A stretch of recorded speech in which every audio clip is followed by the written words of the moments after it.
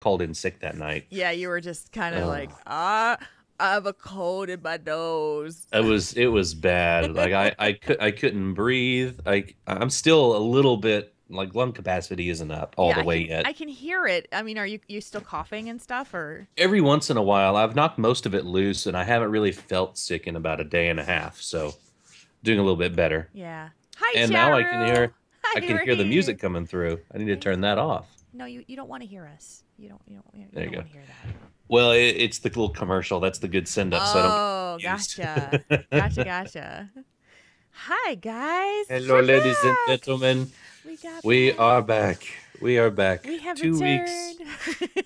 2 weeks is too long. It really Too is. long. It feels really weird to be gone. Like, so Saturday, by the time it was showtime, I was pretty much on the couch in Pat's basement, and I'm sitting there going, and there's Pat on the sofa.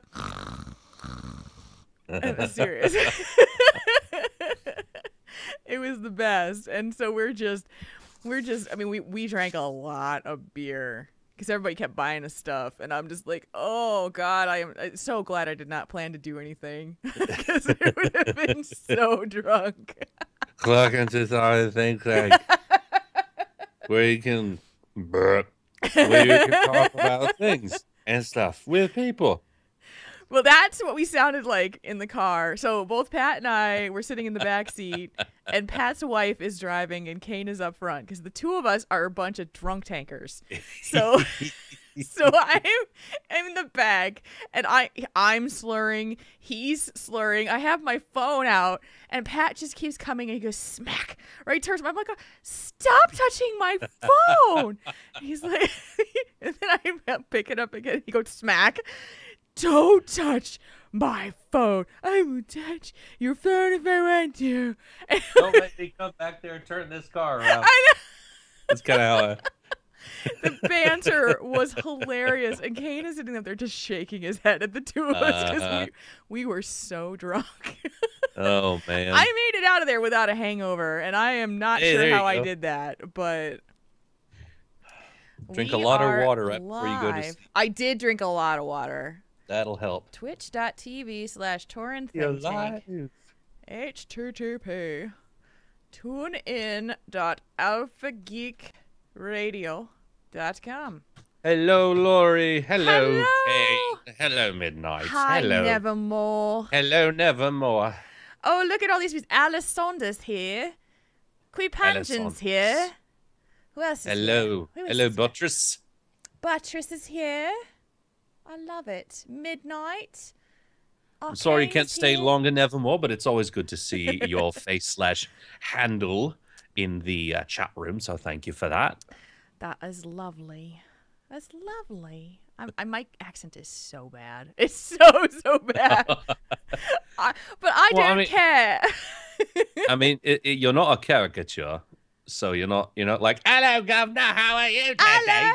Hey, young Hello. crumpets, bad teeth. You're not offensive. No, or it's anything just like bad. that. It's just really, really bad. It just, you can just take some practice. I could make up the whole Hey, Nate. character, like the very flighty older lady. Oh, hello. Hi. That's my Australian one. Uh, I could tell- really work on a character like that. That would be fun. Oh, and Uh-huh. Nate is here. Hello, Nate. Hi. We've got new people. Hello, Soda Mio. Hello. hello, Navox. This is my Michael Caine. Hello, Nav. Oh, I love the Michael Caine. It's Love it's not quite perfect, but it's close. it. It's really good. I haven't really worked on Michael Caine. I too love much, your but I Michael like it. Caine. I Thank do. you. I need to work on him a little bit. I think we do. I think we need to do some more of that. That's So, Nate, how long have you been awake? I've been awake for about 32 minutes. So, we will see how this goes. I don't know if you keep your third shift on the weekends, but I try to. Navax, how do you manage to type drunk Close. like in WoW in Twitch? How does that work? Do you have a That's mod? That's him doing his Michael Caine, yes. Close. It's very close. That's awesome. I love it. I'm just gonna give up. I'm just gonna give up because mine No, sucks don't and yours give is up. amazing. No, But- do it. Like I've been speaking with accents like that for years, Yeah. like junior high, even earlier. So, hey, 5 hours. I saw you got the mount from a list resort as well. Congrats. I'm jealous. Ooh, I've that is. been, You're still after that one, uh, aren't you? I am. I'm on 5 characters a week trying for that thing.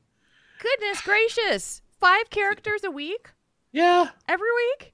Yeah. And then Dragon Soul as well. What the what? Yeah, I saw that you had some snow or hail or whatever that was That was snow. up there. That's crazy. That is snow. We were talking to Nate last night on the Hero stream. And Oh, he's okay. like, it's fucking snowing. Sorry.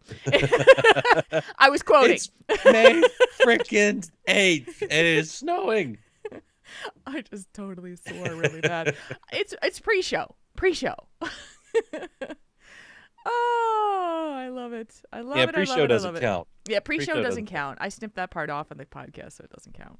Yeah. Not that it really matters. Not that yeah. it really matters at all. Like, we could swear up a freaking storm. And Yeah. we could swear up a storm during the whole podcast, but it's always just been a tradition that I just never did a ton of it. Like, I was loosening the reins a little bit in the last few, like probably the last 6 months. And, you know, I mean, I'm like, oh yeah, we could say shit. That's fine. We can do that. That's okay. Does that one work? Are you okay Yeah. with that? Yeah, We good? All right, that's good. Okay. We're good with that one. Hello, 2020. Hello, 2020. Oh, you pull things with your snow. And so, amigo, welcome to the stream. You're just going to serenade everybody. We're so Yeah. happy to be back. Look, you can tell. Yes, very We're much. happy to be back. Very happy to be back. Very happy to be here. Let me sound check you. Make sure you can hear this. This podcast is a Good deal. All right, good deal. I am very happy to be here. Everything works so far. It's awesome. It's just as awesome as everything. Oh, thanks, 20. That means a lot because I know you know how to sing. So yes, that, she I appreciate does. that. You got your little solo mio. If I Opera. could, yeah, I can sing with like a bigger voice, like, you know, really try and project it a little bit. But if I try to sing any pop music, everybody in pop music's a tenor, and I can't. The higher stuff I really can't get. Hey, Animator. I always want to say. Animator. I always want to say Oh. Animator. Hi, Brass Monkey. Thank you. I appreciate that. My hair is Brass very Monkey. blonde right now. I got my hair done this week, and I'm like, I was going to say that. Like I noticed it when you came back from putting the stream up. yeah. I was like, did she get her hair done? My hair You got is your really hair did. blonde right now, and I'm like, It looks good. Thank you. I don't. So here's what happens with my hair. I sit down in front of my hairdresser who's known me for 15 years, and he literally goes, "What do you want to do?" And I said, "No, just do whatever." So this is what came back this time, and I'm like, "Oh, I'm blonde this time." Yeah. Okay. Next time it'll just be platinum, just the whole way around. God, could you imagine? Wow. Oh, I don't know if I could do that. I don't know if I could pull that off. You know, I could be don't like know. what Kim Kardashian did, and then I'd be really weird looking. Well, she's just really weird anyway. Yes, she is. Yeah, she's totally. That's too funny. Did you forget to pay the water bill? That's funny. I was just, sorry. Uh-oh. I You was have the giggles. thinking about Kim Kardashian also makes me think of Kanye West and this picture. I forgot where I saw it. I think I saw it on Twitter, but it's a picture of some like award ceremony or some red carpet event, and Kanye and Kim are walking, and Kim's looking like she's posing for the pictures, and Kanye's just walking, and he looks like his mom just sent him to his room without dinner. He's just like very like he's got like some kind of stink face on, like he just messed up, like he just did something and now he's grounded. You got the stank face, and you are going down, honey. I saw another one where he had gone to a restaurant. And he announced to the entire restaurant, he's like, "I know y'all want to take pictures of me, so here you go." And he like stands on the stool at the bar and just kind of goes, there's just a big frown face, and everybody's got taking pictures of him. But that's the thing. I mean, I just, you know, he's such an asshole, but people still pay attention to him. Yeah. God, I can't stand that man. And there was one song before, I think it's called Through the Wire. I really like that song. It's got a good tune, He's good catch to it. talented. Very talented. Yeah. But oh man, interesting. I know. Interesting. Very I know. interesting. He's a talented person, but I have zero respect for someone who is that conceited. And, Yeah. He is so full of himself that it's just, whatever. But, yeah, they make a whole lot more money than I do, so what do I know? Well, they know how to make money, I guess. That's all they know. Yeah, I bet I'm a lot happier in life than they are, though. I just gotta say. Probably so. Probably so. Because now I'm the one being conceited. Well, I don't know. I'm going to be a lot happier in my life than you are. Jules, please do go on. Hello, Alina. I'm going to let you finish, my Conan. My goodness. I have never wanted to smack a celebrity so much in the face than when I saw that happened. I know. And then sort of come through the internet and just punch him. I love how your fist just came to the screen like. I know. That's why I did it. You shut your mouth, Kanye. I ain't gonna let you finish. I ain't gonna let you finish. Oh, that's great. All right. Should we use this fun energy and maybe do a show for these lovely people who are taking their Saturday night to hang out with us? No, he's got to sneeze. Still getting over that cold/cough thing, whatever that was. The energy. I was like, let's go with the energy. Yes, let's do it. Sorry, I was coughing and trying to. I know. I'm just making fun of you. Get this ready. All right, I am ready. Marconan is preparing to be ready. So while he is, chat room, are you guys ready? Are you ready for a show? Because we are ready for a show. Since it's Sunday afternoon in Australia, happy Mother's Day to all the mothers in Aussie land. Aussie land. I had to make sure to mention something about that as well. Yes. And my parents are probably in there. My dad is probably there. My dad had to go pick up my mom in a little bit. So, I'll wish my mother happy Mother's Day when she shows up. And I will call my mother tomorrow. I will Skype with my mother tomorrow. You guys are ready. I'm ready. Marcona's ready. So let's do this thing. You good? Excuse me. Yeah, let's do it. Okay. Let's do it. I'll count it down in 3, 2, 1. You gonna read that thing? Oh, sorry. we haven't been back for a couple weeks. I'm like, okay, here comes the intro sounder, and it's not there. All right. Let's see when you can do with this. Okay, you ready? All right, you ready? Now you're really ready. That was the best. All right. All right, give me just 1 second and we'll get this ball rolling. Yeah, 20, you're right. That did sound a whole lot worse than you It really did. I wasn't going to say anything, but you did it for me. 1 sec. My voice has been fine up until this point. Do you want me to do it? Do you want me to read it? No, I got it. All right, I just had to wait for the room to clear and everything. Okay, so we're going to start in 3, 2, 1. Tonight's show has been brought to you by Doghouse Systems, makers of the best gaming PCs on the planet. Have you been dreaming of getting a doghouse but found the price point just a little too high? Well, the Armor VS has been updated, and it is your solution. It has a new chassis, a new lower price, and can be configured to an i3, i5, or i7 processor. Go check out the new Armor VS at doghousesystems.com and enter the code TTT at checkout to receive a free additional 120 gig solid state drive with your order. You'll be glad that you did.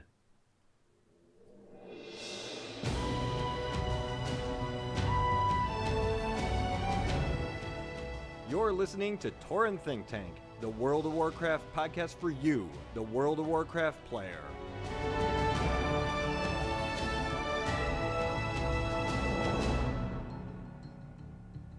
Welcome to episode 144 of Tauren Think Tank. It is Saturday, May 9th. It's May. What the what? In 2015. It's a Saturday evening. And we are back after a little bit of a break because we weren't here last week. But we're back. We're so excited. And we're trying not to cough and get stuff all over the microphone because I'm Jules. And across from me in the lovely state of Arkansas is my poor recovering friend, Marconin. I still haven't gotten over my entire sickness. I'm sorry, Jules. I hope we can do this. I'm sorry, listeners. I'm kidding. I'm Have kidding. you started It's smoking? not that bad. It's not that bad. No. Not that I know of. Am I on fire? No. I don't know, but man, it started. sounded like one of those commercials like, this is what happens when you smoke. Like, that is what it was. Yeah. You need to be careful on that. Yeah. Yes, that creepy one. Uh-huh. I am so jazzed to be back and see you again. Me too. I've been looking forward to this all week because Saturday night last week at 9 rolled around and I was like, oh, I'm not doing the show. Like, okay, well, I mean, I'm enjoying the night off, but it was really cool to be back. Oh gosh. I'm very happy to be back. It's good to be here, talking to you, talking to the Moo crew, everyone in the chat room. It is very awesome. So thank you. Thank you for enjoying having us back. It is so good. This time last week, I was ready to pass out on Pat Crane's couch. And sitting there going, well, we could have been doing Tauren Think Tank right now. I would have no ability to do this in any form. Yeah, Tauren drunk tank wouldn't have happened. Tauren drunk then. tank would literally be Jules with face in the microphone going, hi guys, I don't know if I've got anything more to say. Like, that's kind of how the level of the energy would have been. And I would have been like, what's wrong, Jules? I just woke up. Woo, let's go. You're like, yeah, I already had my 12 hours of sleep, right? No. Oh, I wish. Yeah, right? We had an amazing week last week. We weren't here because I was up in Minnesota meeting some of our amazing fans from Tauren Think Tank, Convert to Raid, and in the Convert to Raid Guild. And it was amazing. I'm going to say this word 100 times, amazing, because that's what it was. We just had such a blast. I wish it could have gone on longer. But yeah, so that's why we weren't here last week, but it was a good reason. And I'm just glad that we're here. So Marconin, let's catch up with what's been going on with you, and then I'll give a whole briefing of what happened with the Minnesota Meetup and blah, blah. So, sure. But I want to know what you've been up to in these last 2 weeks, because I'm sure everybody Oh else man, not a whole lot. I mean, it's been kind of the same old. I just not really doing much in game. I spent the last 2 weeks working in Shreveport, Louisiana. Okay. And so it was very taxing work. very just tiring work. So I didn't do a whole lot in game. I just kind of made the gold that I do on the side, and my gold stores are still there, but I've been making less every week. I've noticed, because every week I dump all the gold that I have on all my hundreds onto a bank tune, and I can every week I kind of take a tally of how much I have, and it's been going down a little bit, but mostly that's due to dropping prices of things like Savage Blood and other things like that. So as 6.2 approaches, I'm going to hop on the PTR and see if there's anything that I can kind of figure out ahead of time. Yeah. I know Fell Blight is going to be something that you pick. It's the new hotness. It's the new Savage Blood, and you'll actually have to go out and farm it like in the old days. They go farm the herbing nodes, farm the mining nodes, skin things. And so I may try and figure out what I need to do ahead of time so that when the patch hits, I can get a little boost and make more gold, buy more mounts. Yep. So Yes. I have had no luck on the mount front the last couple of weeks. Ulduar has been mean, so has Dragon Soul, and Firelands has been very mean and hasn't given up any of their mount loots to me. But, I haven't really run any this week, so I'll be staying up all night after this, and then maybe I'll see my luck turn around. Now, you said in the pre-show tonight that you are doing mount runs on 5 level 100s in order to try to find the ones that you haven't gotten yet, right? Yep, 500s. Yep. Dude. So maybe they'll be. Well, I mean, it's also a good gold making tool as well, especially like on better geared characters, like on Marconin himself. He's my highest geared tune, and I do Dragon Soul 25 heroic all the way up to Spine, and then I switch to normal because Spine on heroic is still pretty tough as far as the non-healing classes to go. My little mana shield, mana barrier thingy won't really cut it. So I kind of, and plus I need the mount off of regular Yep. madness for the achievement. So I just kind of switch for that. But you get 125-ish gold, and you can vendor all the tier tokens and all the gear too. So it's a good money making thing. Yeah. So I kind of just do that on the side. So we'll see. Maybe next week I'll have a new mount to report. But other than that, had a little touch of sickness earlier this week, and kind of had to lock myself in the hotel room for a day. And I picked up a little bit more of the Cajun accent when I was down in Louisiana, because one of the electricians is down in south of New Orleans, knee deep in the swamp, and we were talking, and it was so hard because I like that accent. It's so hard to not pick it up when I'm talking to him.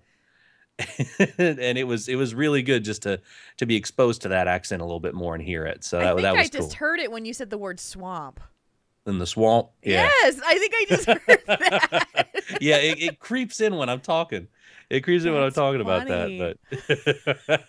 But I do that same thing though. If I'm exposed to an accent like that, it will start to infiltrate especially if it's like a longer term thing, like I'm there for, days, weeks, that kind of thing. It's just, it happens, and I don't even think about it. It's just kind of mimicky. Yeah, that's why I was glad I hung around with MacGyver so much at BlizzCon last year, because I started to slip into it at points as well, and and I like that. I like the Australian accent. I know, and I couldn't hold on to it. Like I could continue to pick up on it, but if it's not immersive, like if it's just one person, like with MacGyver there, it was like one person who had that, a couple people like Spanx and Panda who had it too. Tight, sir. Then you could have exposure to it. But if I were surrounded by it, it'd be done. I'd be just, I'd be talking like that, and it's just, I don't know what it is. If you're just, your ear starts to pick it up, or it just sticks. It happened to me when I was in Africa, and because they were very British sounding in certain ways. And so I was using terminology that I would have never used if I were not there. Yeah. It's weird. That's very true. You pick up all the slang and the little subtleties. Like and 2020 site said in the chat room that I should watch NCIS New Orleans. It's a great way to pick up some of the subtler versions of the Louisiana accent, and that's very true. It's very true. I need to give that a watch and see if maybe I can find that out. And hello, Garrus. Hello, Garrus. He decided he wants to show up. I don't know why he's very active tonight, but he is. You're back in the chair. Yes, and there goes the tail back and forth. He's like, you're here. Well, now he's going to go sit on the couch. Mm-hmm. Oh, I did. One quick wow thing is that Marconan's long-lost sister has reemerged. What? Yes, and she is now a level 20 gnome warlock. Oh. She is working her way up in full heirlooms. Is she the bad seed? I wouldn't say bad seed, but, she's not following in her older brother's footsteps as far as the arcane arts are concerned. Okay. I'm still forming her backstory, because most of my tunes have at least a bare bones kind of background to them, something that makes their characters unique, a story with them. And so I'm still framing that one up. But it's cool to see. I've never had a female gnome character before, and it's cool just making the tune and doing all that. But yeah, I've been working on her a little bit. Fun. Well, you've been busy and wow. Yeah, just a little bit. I just, whenever I can. Yeah. So Minnesota Meetup is the thing that I am number one most jealous for not attending right now in my head. Yeah. So I saw all the pictures. How was it? Well, this is the second year that we had it at the same place. Like, so we had it at the Herkimer Pub, and it was awesome the first year. And this year was so much better, mainly just because there were so many more people that came. I was looking at the picture from last year versus this year, because we tried to do a group picture with everybody there. And it was just funny because the group picture, it was definitely more people. And I think we took the group picture last year later in the day, but it was still pretty impressive, the size difference. There were people who brought their children with them. Very cool. Yes. And so that was really, really, really neat. And we had the same server who helped us last year, and they kept it a secret from her that we were coming because she loved us so much the last time. Oh, that's great. So when she saw it, and she goes, oh my God, you guys are back. And she was so excited. Got a big hug from her. And her name is Amy, and she is the bomb. She took care of everybody and did it so well. We were all wearing our name tags. She's like, you guys are like the easiest people to take care of because I just know where to bring this and I know where to put that bill. And so, but the meetup itself was just, it's exactly what I want a meetup to be in terms of a place where people can come and feel comfortable around people who are like you. It's like, and there were some folks who were a little shy and not sure what to do. And by the time it was all over, they were interacting with people. They were having a good time. So I think it was the last show we had the letter from 112 about going to BlizzCon by himself. He actually came to the Minnesota Meetup. And by the time he left, he was like, Jules, I've got a Hearthstone buddy. I have people to talk to at BlizzCon. Like, he was playing Hearthstone on his phone with people at the bar. It was great.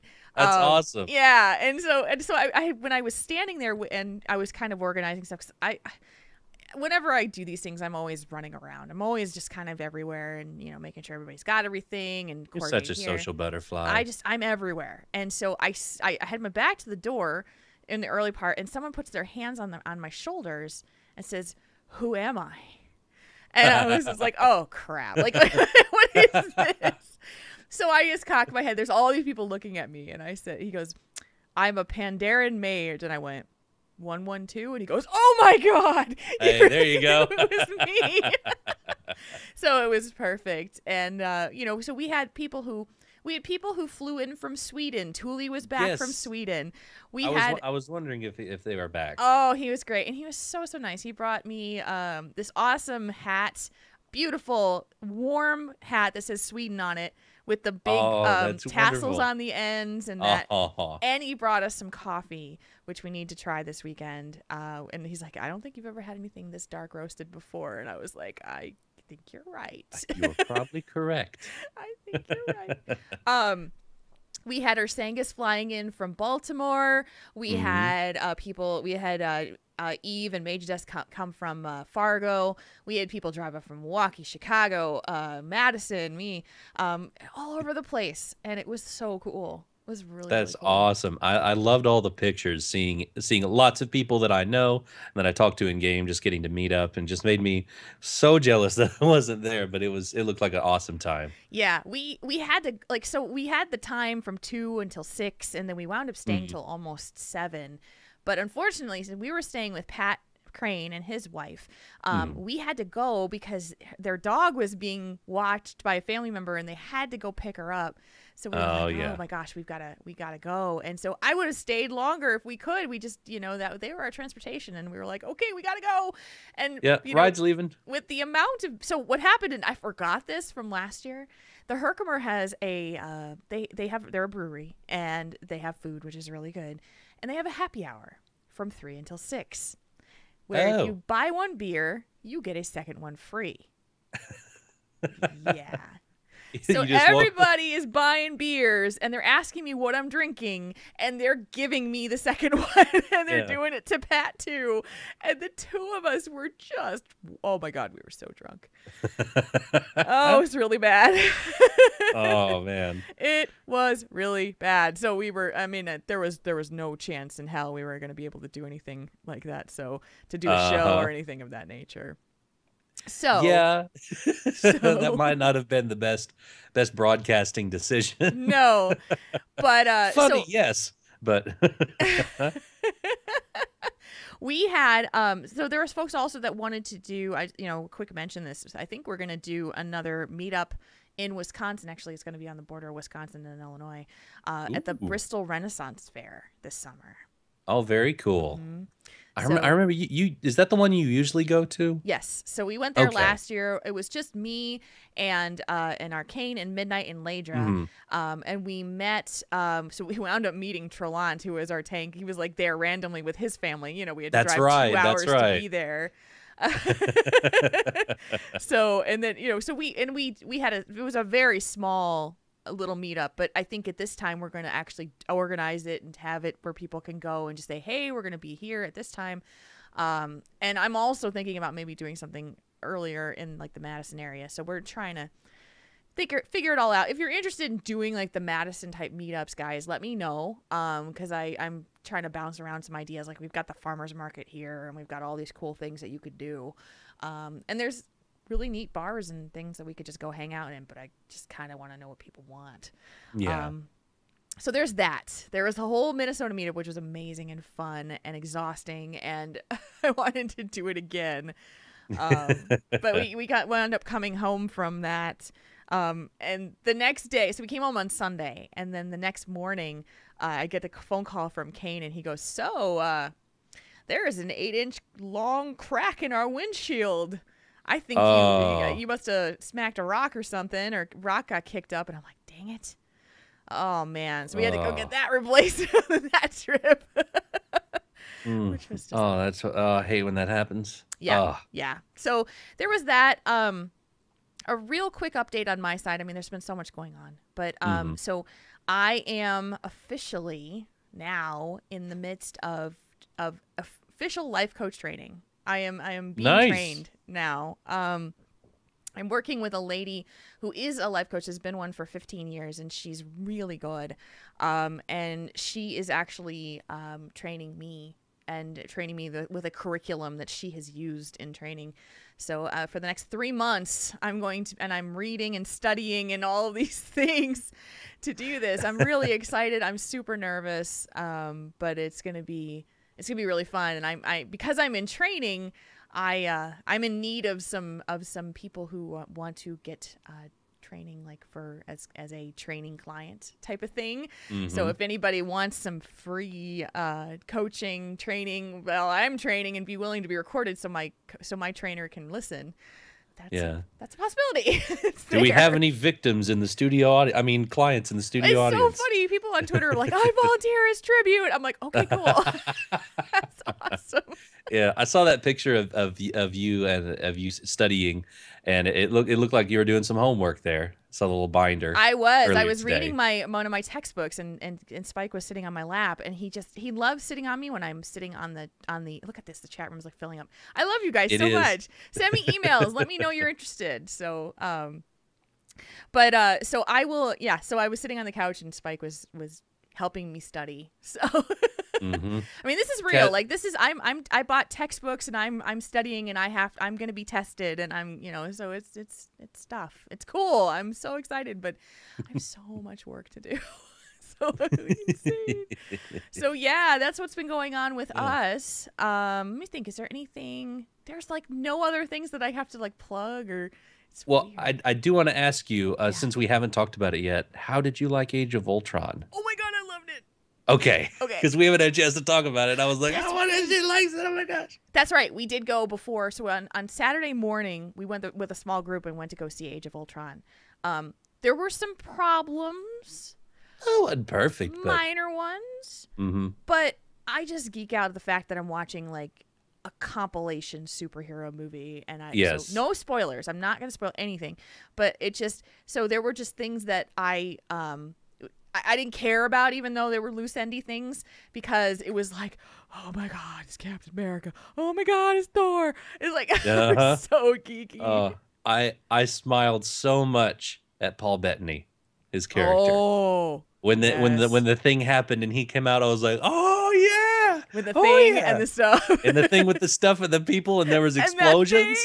Oh, well, like the first cut that Joss had is like 3.5 hours long. I want to see that. And I heard that the director's cut's going to be like 3 hours long, so you have like an extra half hour. Oh, I totally. Because I know there's some parts in the movie where I was like, yeah, I think they had to cut some stuff for time. Yes. Because he wanted to make it shorter than the first Avengers movie, and it's only shorter by like less than 5 minutes, so he had to cut a lot. He did. And I know he wanted to put a lot in there. So. And I think that's the theory is that the loose endy things are related to that type of thing. Yeah, cut, that's like, what I'm 30 thinking. Minutes of footage out. So yeah, I would love to just, maybe we'll do a stream some point when we have some free time, like whenever, and just talk about Age of Ultron with a total like spoiler, don't listen, you haven't seen it, because I really want to talk about it with people. I know, I want to go see it again. We do. It's so fun. I know. Okay. Yeah, I just wanted to ask real quick about Oh, that. yeah. And it just totally reminded me of the big thing we did last night, too, by the way. If you haven't seen it, we did a Heroes of the Storm stream Oh, yeah. last night with some friends of the show. Marconin was not able to make it, unfortunately, so it was me and friends of the show. And then we had a challenge against Azeroth Roundtable's team of 5, and it is amazing. So if you want to check that out, we actually put it up on our Twitch and our a YouTube channel. You can see that the match of 3 that we did against those guys, and we were very well matched. So it was a lot of fun. I'm gonna have to watch that. It was very, very fun. I think we might do some more of those because we had a blast. Yeah. And everybody else who was in the chat room had a blast too. Okay. Like I said, the show is going to go long because we have so much to talk about, and then we have like all the content in the world to talk about. So Yeah. All right, so let's do this. Starting with our discussion because this is a good one, kind of latching from last show. So we'll do that. Definitely. Let's do it. Let's kick around some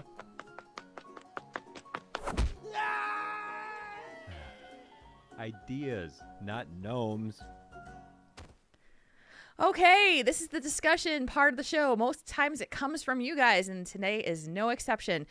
We have a letter from Silvana, who said, "Hi, Jules and Marconin. I was listening to episode 142 recently, and you were discussing slash moves and how you don't want to ask for them.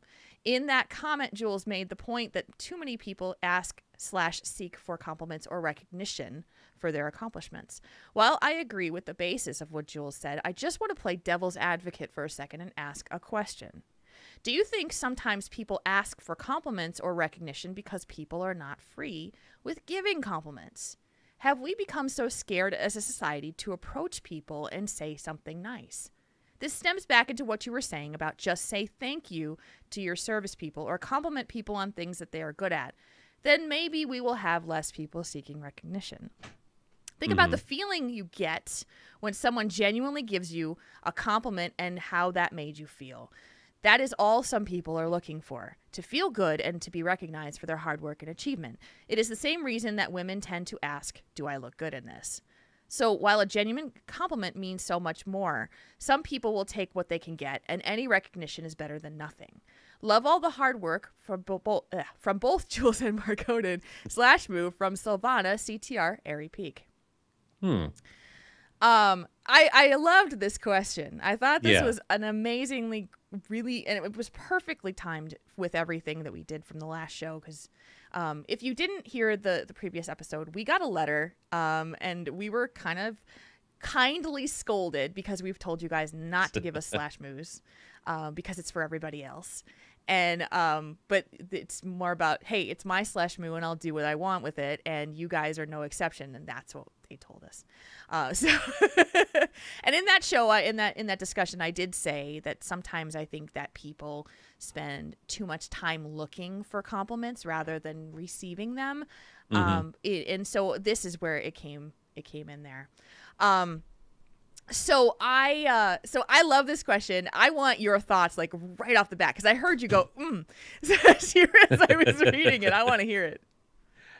Well, it seems to me because there's been instances I do think that people are afraid to give compliments a lot because I don't know if it's just part of the way culture kind of goes these days. Is you're afraid to say something nice for fear of any kind of repercussions, even though if it's just like a small like compliment. Like I'll give you one instance where I wanted to say something nice to somebody. There was somebody who I worked with, and before I worked with them, I saw them in another business. Excuse me. And I always thought she was just really pretty. Yeah. Like she was just objectively a very pretty very pretty gal, and we ended up working together. And she was getting married and was about to move. And it was like the last day that I would see her before she moved. And I, just went up to her and I was like, so, because she remembered when I came by at her previous job, just as a customer. And I was like, I just want to let you know, I think that you're very pretty. Like, you're one of the prettiest people I've ever met. And so I just wanted you to know that. There's nothing attached to it. No, no motives with it. Just to be nice. Yeah. And she said she really appreciated that. Now I wouldn't say that all the time because, it was just one of those moments where I felt very compelled I don't know if she was having a bad day or something, but I just felt very compelled to say something. Yeah. But a lot of times I think people are scared to say something just for fear Yeah. of repercussions. Yeah, it's funny. I didn't expect you to go in this direction, and this is amazingly good. I love this. And in the chat room, Dash Animator said society is training us not to say something because someone would be offended by it. Yeah. And I think that that's a very, very poignant comment because It is a strong comment. yeah, like your thought of, is it okay for me to say to this woman that I think that she's very pretty without it coming across creepy. Yeah, it's not creepy or slimy or you have an ulterior motive to try to flirt Yeah. with her. No, because we'd been working together for like months, and she was a good work friend, and she's a friend of mine on Facebook. But it was just it's like, I just wanted you to know that the first time I saw you at work, I was at your previous job when I was a customer. I just thought you were very pretty. Yeah. And I just lucked out on getting to work with her and got the chance to just be nice and say something. Yeah. Yeah. And that makes somebody, for her, I'm sure that made her feel really, really good. And then you take the other side of it where you're like, when you say to somebody, I think you're really pretty, and it's this whole thing of, what does that mean? Do they have something that they want from me? Is that, is he supposed to, like, it's when it's a man, like, is it different because a man said that to a woman? And if a woman said that to a woman, if I said to her, I think you're so pretty, does that get taken differently? Yeah, a lot. Yeah, I think there's room to explore that, because I think that there's not necessarily the same kind of PR baggage that goes along if I say it as opposed to when you say it. Right. So let's think about the fact, like, or PC. Sorry, not PR. PC. No, that's okay. Public relations. Public relations. It's very PR. Yeah. We were talking about, in the letter, Sylvana said it's the same reason that women tend to ask, do I look good in this? Mm-hmm. And so I found that actually to be conversely related to what she was saying about people wanting a compliment and that they want a compliment.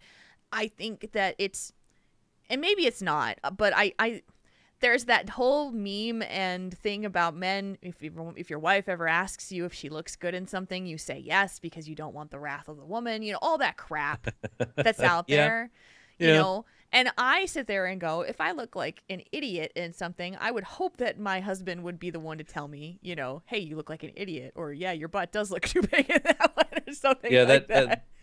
That giant chicken suit will not work for the stream tonight, honey. I love you, but you're a podcaster, not poultry. That is true.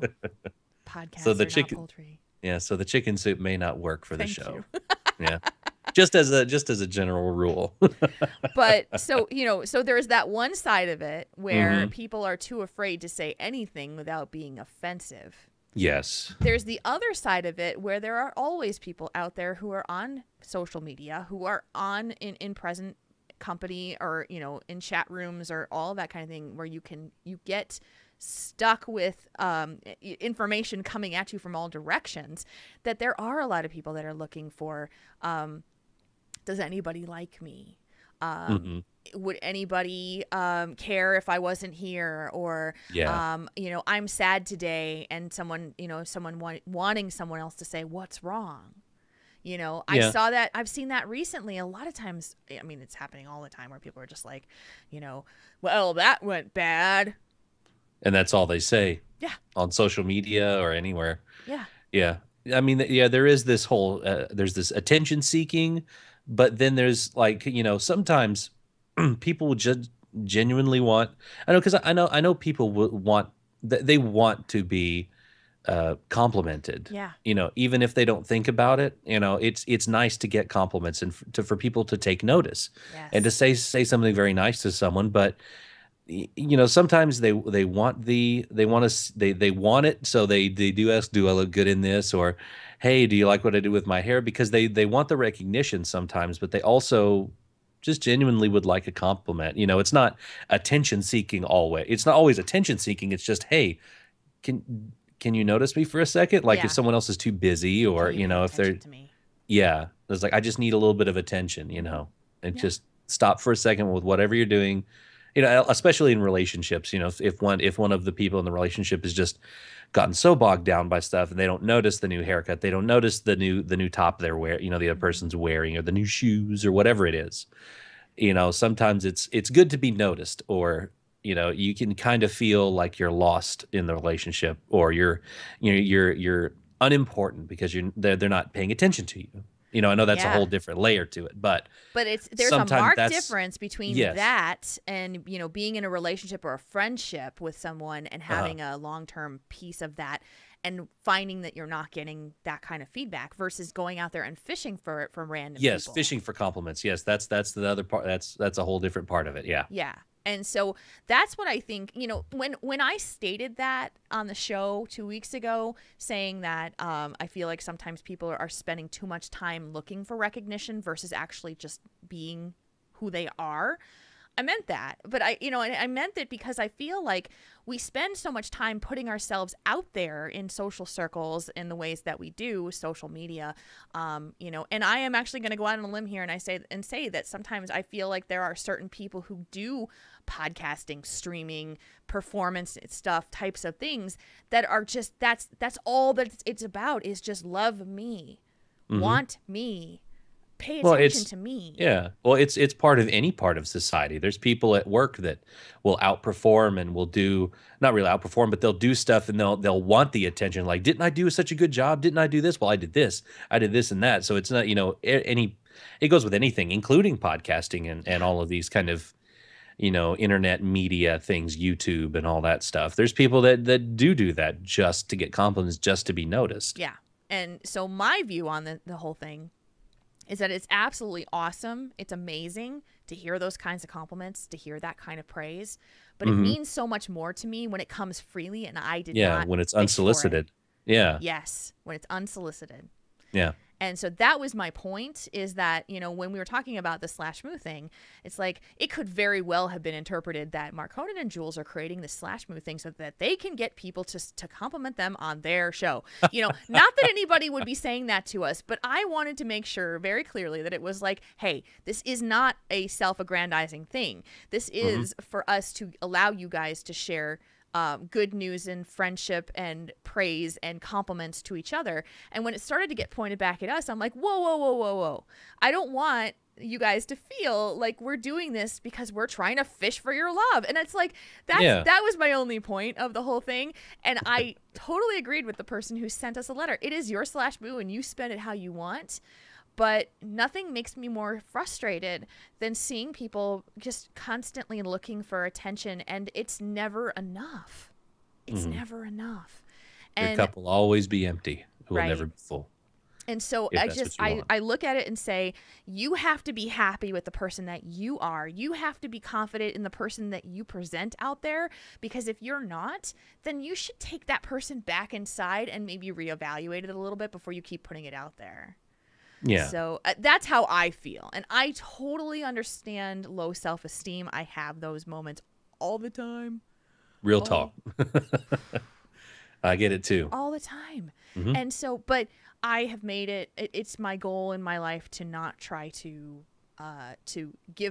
put myself in a position where I have to make other people build me up.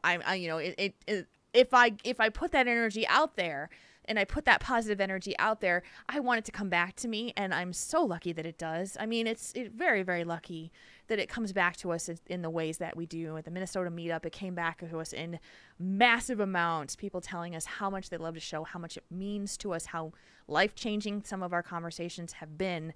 And I sit there and want to cry because it's just because it's overwhelming, and it's amazing, and it's exactly what I want it to do. And it feels so good to hear it. Feels so good to hear it. But I would never want to be like, so tell me what you like about Triple T and tell me everything that you love about me. It's like, no. So what was your favorite episode with me on it? Yes. That'd be terrible. Yes, but go ahead. I'm sorry. Go ahead. Oh, I was just gonna say, one thing to kind of take away from this is that it is kind of the whole politically correct, afraid of offending somebody thing maybe a good takeaway is try and think about other people and go out of your way sometimes to just give someone a genuine, heartfelt compliment. Like, dude, I really like that work that you did on that project. Like, really, I wouldn't have thought of that solution. Yeah. Like that's a good job. Or, it's like I really like the way you look today, honey. Or what, just kind of if you can just stop and think and just find something to compliment somebody, because that only brings people up. It doesn't really it shouldn't tear them down to hear an honest, heartfelt compliment. Yeah. Something that you appreciate them. I mean, tomorrow is Mother's Day.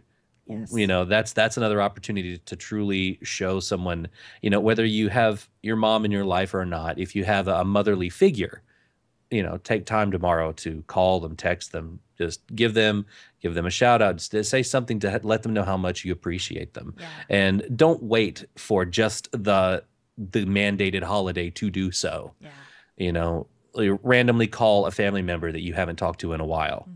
And just say, hey, I was thinking about you, and I just wanted to say I love you. Just Aw. anything, a drop of a hat. Yeah. Things that it's the little things that matter the most to people. Out of the blue, just surprise someone with a compliment or with a kind phone call or a kind word. Yes. It's I so know that's true. kind of preachy and kind of like, oh, the world is perfect, you can tell everybody that you love them. And not really, because it's not. But we can do what we can to help. Well, Help yeah. bring it up a little bit. There was a comment in the chat room earlier from the buttress who came and he said, find it. Where did it go? Is it a product of us being the culture of kids being raised by being rewarded for everything all the time? And I am actually very worried about that specific thing related to kiddo, and as she grows up, and she's 12 years old and she's in that prime ego phase in her life right now. I mean, it happens to all kids where Oh, yeah. they are the center of the universe and nothing else matters. And so it's very difficult as a parent to try and help a kid understand that there is a world around them that is affected by their actions. Something simple as like slamming the door all the time and making the floor shake, which disturbs the cats, which, it does these things and it just annoys the heck out of your parents. But if you don't care and you don't, because it doesn't matter to you, that's the whole thing about compliments. It's the whole thing about it. If you're so focused on yourself, if you're so focused in your world about what's happening to you, what are you doing, how do you feel, you're never going to be able to give anybody else a compliment because you're never going to see it. Mm-hmm. That's the part about taking a moment to get out of yourself for a moment, and really, because there's a lot of like, even you can even like, I was doing that when was it? A couple of days ago. I think I was driving, because that's usually what I do, and I just stopped for a second, and I just I wasn't driving at that moment. I had stopped at a stoplight or something, and I stopped, and I just actually looked at my surroundings for a second, just really took it in, and took a moment to stop and smell the flowers ish. And a lot of us, I don't do that hardly at all these days. Right. I don't hardly ever do it. And I don't think a lot of people do, but sometimes taking a slow moment to enjoy the day is really nice, and it's a little refreshing just to relax, and take a moment to break from everything else that's got you worried, and just to kind of do a soft reset on your day. So true. And that's the best advice that you can give tonight, because we sit there, we are the narrators of our own story, right? So all day long, every single day, every waking hour that you are moving around with your head in the game, you are thinking about you, because you are seeing the world from your perspective. And it is so easy to just get the blinders on and be like, me. You're just, everything is about me. What am I going to have for dinner? Where am I going to go today? What am I going to wear? Am I going to get wet if I forget my umbrella? It's all about me, right? It's about you, not me. But it's about ourselves. The narrative is all us. So if you are literally going through your day and everything is the word me, I, and then you will never have that perspective of seeing somebody else and noticing that they are doing a good job, or their smile made your day. And so I think it's a conscious effort, especially. It really is. Yeah, like it you really have is. to take the time to do this. Your mom just popped in. That's awesome. Well, see, I was thinking about that because I'll call my grandmother or I'll call my dad or my mom and just call them just to talk. I get a moment and I come up for air from work and everything else that goes on. And you just, it's like, I haven't talked to this person in a week or two or a month. And I was like, I should really send them a text, tell them, hey, I hope your day's going well, or just something to let you know I'm thinking about you. And it really does take a conscious effort. You have to pull yourself out of your own head for a moment and out of your own, you've got your blinders on a lot. I mean, I know I do, but you just got to take it does take a lot of effort sometimes to do it. Yeah. But it's worth doing it. It's worth doing it for, for yourself as well as for the people that you talk to. Cause I mean, it helps you out when you make other people smile. That's one of the greatest rewards is doing something heartfelt that makes other people smile. And you can feed off of that. Yeah. Happiness begets more happiness. And this show is like, that is it in a nutshell. Like, we take the time to do this and want to do this. It drives us to do it because we get a chance to make people smile. And, do we get something out of it? Absolutely we do. We get joy. We get thoughts. We get feedback. We get interactions with people. We have a live chat room that spends time with us. We get stuff out of it for sure. But it's that whole thing about we do this for other people and we do it because we like it. So that's the part of it that is good for ourselves. I know we've talked about this, and sometime we're going to get there. Is there truly a selfless act in the world? Is there truly something that you could do in this world? That whole conundrum of being able to do something without ever getting something out of it for yourself. I just don't know if it exists. So, well, on that level, it's hard to, because I mean, you do get joy out of helping other people, but I don't see anything wrong with that. I mean, if you lay down your life for someone in like an act of courage and heroicness, you sacrifice yourself for someone, I think that's a selfless act. Sure. But how many times in your existence would that actually happen? It would only happen once. Yeah, exactly. And you wouldn't have the ability to tell the story afterwards. No. So it is a very, when you talk about looking for compliments and you look for, I feel like we try to, and we are very, very spoiled because we have a society, we have a community who is very selfless in that they will compliment each other, they will support each other, they will provide each other with, a smile, and I want you to be happy because they truly want that. Even if it's just while they're in the chat room for the 2 hours on a Saturday night or a Sunday morning if you're in Australia, or Europe. But that's the thing, is that they do that with each other, and it's awesome to see it. But unfortunately, the world is not like our chat room. There is a lot of that awfulness that happens, that very self-centered piece. So, the only things we can do is to just kind of perpetuate the happy, push forward the happy. And Brass Monkey said in the chat room, it's still not selfless if you sacrifice yourself because you leave a legacy. And I would challenge that by, well, the legacy is not always known. You don't know, depending on the situation, you may save that person's life, but it may not become a legacy. You just help someone live the rest of their life in a way that they wouldn't have normally. But that person would know the story. Right? Yeah, they would know the story, but it's not, it's not, I really don't think someone would lay down their life for the fact of their legacy. That seems like too high of a price. I'm not going to throw myself on top of a grenade just because I want my friends to have a cool story for another 50 years. I'm doing it because I want that person. I am willing to give my life for that person just for the simple fact of they don't deserve to die that day. Right. And today is not their day, Today I say no to death. Yes. Yeah. So, but I think that it's an interesting conundrum because, Yeah. 2020 site in the chat room just said Yep. you're also not experiencing the benefit of the legacy. Yeah. You're I can't believe we're talking about this, but your passing thoughts would be Well, literally like, I did this to save so and so, and then you did that.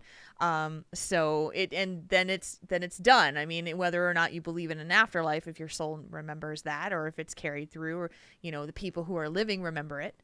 And so yeah, it is an interesting. It's an interesting conundrum on that one. Yeah. So what can we do as a society, as a community, to help each other out? Obviously, it's what Mark Cronin talked about, thinking about ways that you can compliment somebody and doing it in a way that's appropriate, complimenting someone on a great job. If you see that someone is really working hard and not trying to get that recognition for it, so this happened to me today. I was talking to Ben Bumphofer I was in a game and he was messaging me back and forth. He was watching our hero stream and he goes, "I gotta say, you're really good on Lily. Like, you impressed me." And that made me so happy because I was playing Heroes of the Storm and I'm not very good at it. Or not very experienced at it, but I had this moment where Lily, the character, just kind of clicked for me, and I felt really good about it. I was proud that I was doing pretty well, but this was my first stream, and I was kind of nervous. And Yeah. he told me, he's like, "No, I'm really impressed with what you did," and I was like, "Dude, that was awesome. Thank you, thank you."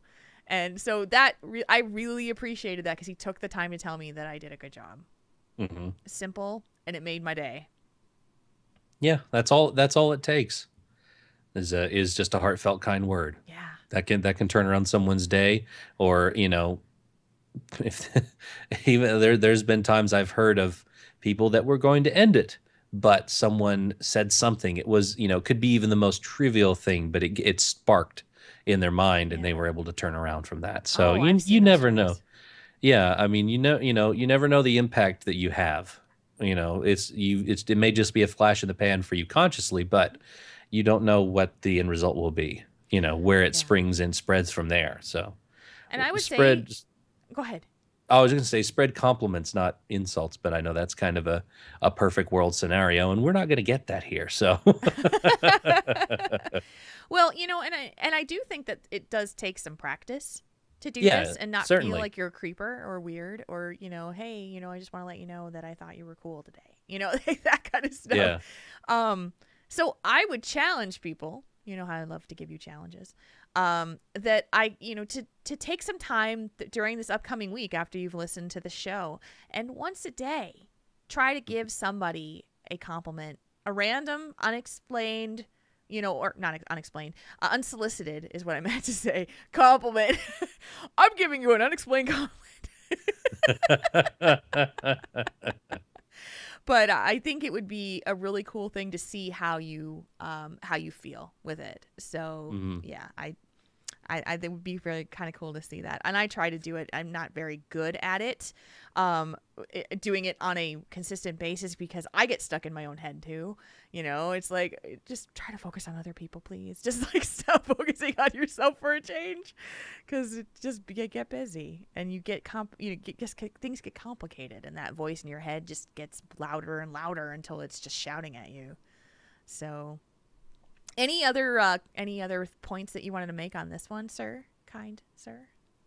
Well, it's kind of we went in a lot of different directions, but you can get a lot of things out of it from different angles. Really, try and that's kind of a blanket statement to make the world a better place. It's very hopeful, but just do your part to just take a moment to enjoy the people around you, give them sincere, not creepy compliments. Go about it in a proper way that if you shouldn't run into any kind of PC things. If it's a heartfelt compliment, if it's one that is true, and we'll help someone. We'll give someone just a little bit of boost, because when you help someone out, you never know. Like I said before, you never know what the end result of that will be. Yeah.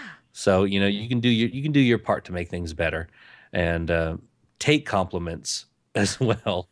You can take compliments. I know sometimes sometimes you would fight that urge, like, okay, well, what do you want? And Yes. it's and that's hard. That is hard to overcome, and that's sometimes people compliment others just to get something out of it, Mhm. and it's hard sometimes to kind of know the difference, because some people are like that. Some people really do compliment just to get something from someone. Yeah. But try and be a little discerning with it to see if it's an honest compliment. You can be a little bit wary, but take a compliment. If someone is just saying, hey, I really like that shirt, I think they're a cool band too, what's your favorite song by them, or Yeah. something, not really think, well, do you want tickets? I don't have tickets, I don't know where they're going to be. Don't try not to build something huge out of it if there's nothing to build it upon. Yeah. you know Yeah, and don't be this guy. Mark Conan, hey, you know what? You are, have I told you the funniest guy I know? What are you gonna do? Who's that? I'll be Yeah, like, you're gonna do that, or you're it's gonna like, say, what do you want from me? well, I want to know more information, because that does sound like, hey, buddy, Yeah. hey, who's my favorite guy? Hey. Hey. But no, I mean, Mark Conan actually demonstrated this really, really well, where he just literally just like, you know what? I just wanted to tell you that I think you looked really pretty today. It was very humble. It was very non-obtrusive. It was just a moment to say, hey, I just wanted to let you know. If someone says to me, hey, I just wanted to let you know that thing you did, I really liked it. I thought it was really well done. That's perfect. Like, that to me is just like, hey, I feel great. Thank you for saying that to me. That is really cool. And so what normally happens though is, you know what? I just wanted to tell you this thing that you did. I loved it so much. Oh gosh, thank you so much. No, I mean, really, like, you really just did an amazing job, and it changed my life. And gosh, oh my gosh, thank you. And then I sit there and go, I don't know what else to say. I don't know. So I usually, if someone's doing that to me, I'm just like, oh gosh, you have no idea how much that means to me. That is awesome. Thank you. I can't, and then I'd have to turn around and try and change the conversation. Because it is, as hard as it is to remember to give a compliment, it can be really hard to know how to take it. That's the hardest thing too. And I have problems with it all the time. It's like, I don't know what to say. So Yeah. Which is, it's a nice problem to have if someone's giving you a compliment and they really mean it and they want you to know it. But it is hard. I'm not very good at demonstrating how to do this well. So Yeah. Well, in that case, it's kind of like, it's like, well, you're like, I don't know how to take it. And I was like, oh, well, okay. I mean, I just wanted to say you look nice today, because I thought I thought you did. I just wanted you to know. Well, And thank you. then That means a lot. then yeah, and then you don't be creepy, or don't add any other layer to it, because sometimes social interactions can be kind of awkward if someone just randomly compliments someone. Yeah. But just break off the conversation, be like, yep, see you later, or because that's when I told my friend that's pretty much all I said. I was like, hey, I know you're leaving soon, but I just want to know that I think you're very pretty, and I wish you the best of luck. And it was as I was leaving that day. It was her last day there, and I was leaving before she was. So that's all it was. And and she thanked me, and that was it. And you know what? Just that itself is so rare, in that where a guy would say that to a girl and have no ulterior motive except to just make her feel good. And, because it's not a situation where I'm trying to flirt with you and that kind of thing. So yeah. I know that I would be kind of like, if it were me, I'd be like, thanks. Like, random, but thank you. Well, it could have been just one of those things that it's like, well, that was nice. If there's nothing to, especially if you were moving and that person was like, hey, just one, I thought you were very pretty, Yeah.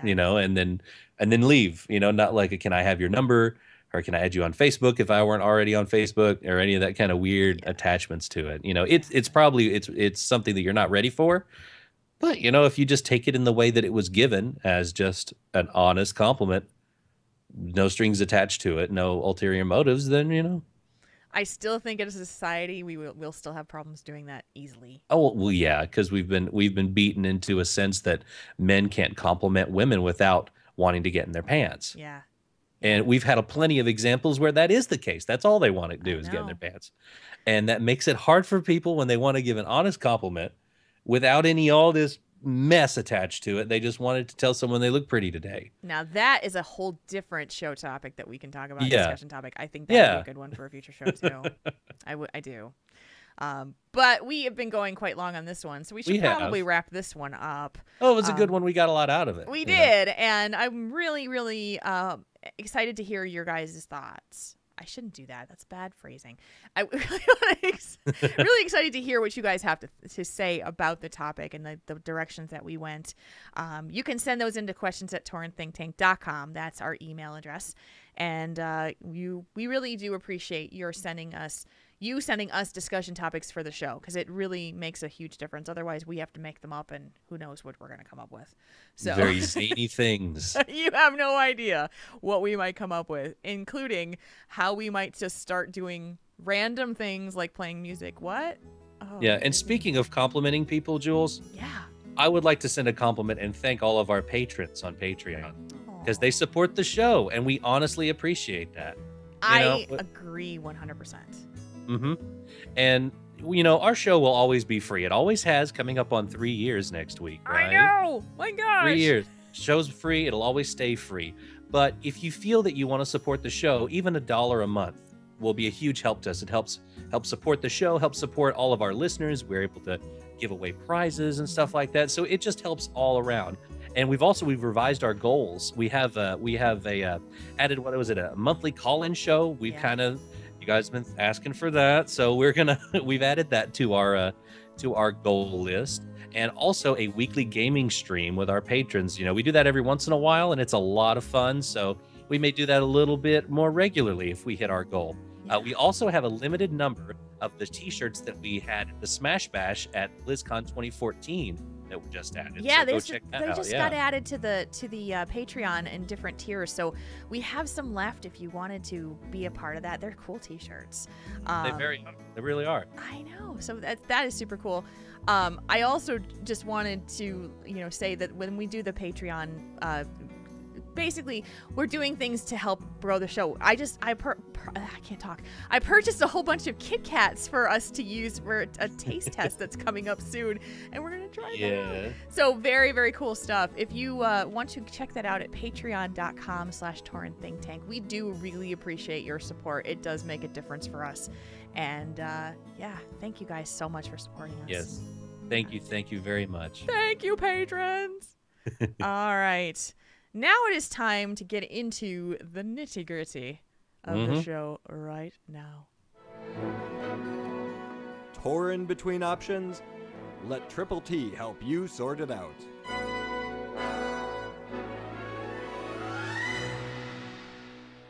This is the Think Tank section of the show. This is your questions for advice. Kind of similar to the discussion, but usually it is a letter, and it is something that you guys need us to give you our perspective. I am really losing my mind here, so I'm just going to read this damn letter. Oh, you're a little rusty. It's been a couple weeks. I know. I'm really bad at this. Hello, guys.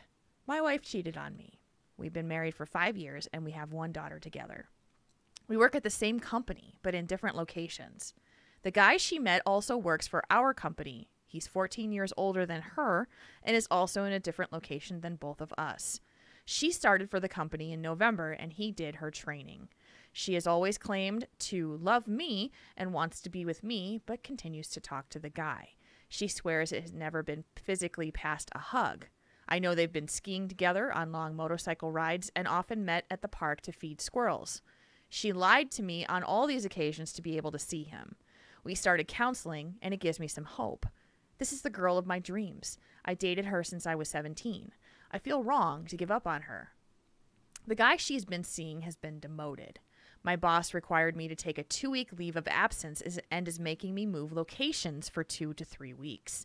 I'm in a position of leadership, and he feels these events have compromised my ability to do my job.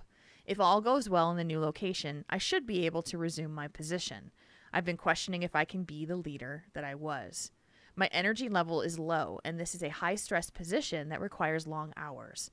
I make excellent money, especially considering I'm 25, and I have a very little college education. To make matters worse, her family has started up the crazy train. They've sent multiple emails to my corporate office. They're harassing my wife and this guy. I've established boundaries with them to say that if this behavior continues, then I will be unable to continue our relationship. This made matters worse. Since then, they've made multiple posts on social media and continue to attack my wife. I understand I'm in control here. I can choose to keep my wife in my life or not. It's my choice if I continue working where I work. It is also my choice if her family is allowed to communicate with me in any way. My struggle is with the sorrow in my heart. I feel as though I've failed. I'm trying to overcome this and make the right choices going forward for myself and my daughter. I start individual counseling in 2 weeks. Sorry for the long email. I look forward to your input on this. Thank you for what you do. And it wasn't signed, so we'll just do this as anonymous. Mm-hmm. Oh, boy, goodness. This one's a tough one. It is a tough one. This is really, really, really tough. First of all, anonymous mail. I am terribly, terribly sorry for the difficulties that you have experienced, because there is nothing more stressful in a relationship than lack of trust. Mm-hmm. It is a very, very that's what it boils down to, is that you cannot trust your spouse right now, and she has given you reasons to. There are some questions here. Yes. That I mean, he has what he knows is true, that she's lied to him about spending time with this other guy. But I don't know, it's not clear in this email if it was actually confirmed that this was a physical relationship or an emotional relationship, cheating on an emotional level versus cheating on a physical level. So I want to ask you your thoughts on that part of it, because, how do you view this when you see someone, if we say that they've obviously fell for each other, this other guy, that they had an emotional attachment to each other, whether or not it was physical, does that make a difference? Well, it does, it does kind of, well, Midnight said that emotional cheating is still cheating and it gradually erodes the relationship. And I think there's something to that, because, I mean, if she, even if there is not a physical, cheating going on, there might be, it could be that she's really good friends with the guy and she knew how much it would make him mad if he found out that they were hanging out, even if there's nothing beyond a hug or just a friendship there. There's still the, I knew you'd be mad, so I didn't tell you kind of thing. That's the part that really, that's the part where it really kind of breaks down. So, it's, I don't know. I'm trying to figure out where to go with it. Well, let me kind of point you in the direction first of saying, is this situation, I mean, how do you feel about emotional infidelity versus, emotional and physical infidelity? Is there a difference in your mind, or are they the same level? Well, I mean, they're the same in concept, but different in execution.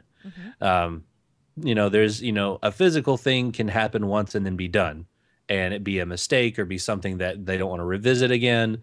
I guess there's a similar way you could argue that for emotional, because if you've got your family there and you want to be with your husband, you may need to take steps. She may need to take steps to limit or eliminate that friendship or the relationship with that other guy, to just say, hey, shouldn't do this anymore, shouldn't hang out, unless it's like, and try and take steps to remedy that. And that's kind of a thing between the two of them that they need to come to. And I think that the counseling will help in that. Yeah. At least I hope it does. Yeah. So, okay. So my thoughts on this one is that cheating is a symptom of a problem in your relationship. It is not the cause of the relationship fail. It's a symptom. Because if you are happy and you have the two main things in a relationship, you have trust and you have respect in your relationship with your spouse, with your partner, with your girlfriend, with your boyfriend. If you have that, you're not going elsewhere to find it. You're not seeking someone to give that to you because it's lacking in your current relationship. So, so I mean, and people are going to say, well, you cheated, so you broke the relationship. Well, I'm going to argue and say that the relationship was already broken before and that person went out to find what they were looking for elsewhere. That's where that's my belief. That's my feeling in this respect. Whether or not you agree with that is a question that I have. Because I don't think that cheating causes a problem with the marriage. There's already a problem with the marriage if you're going out to cheat. Well, yeah, I mean, I agree with you there. So, okay. So the problem here is that he has a daughter, and they are 25 years. He's 25 years old. And he's been dating her since he was 17. So there's a very formative period in his life, being before, adulthood, dating her, and then transitioning into adulthood.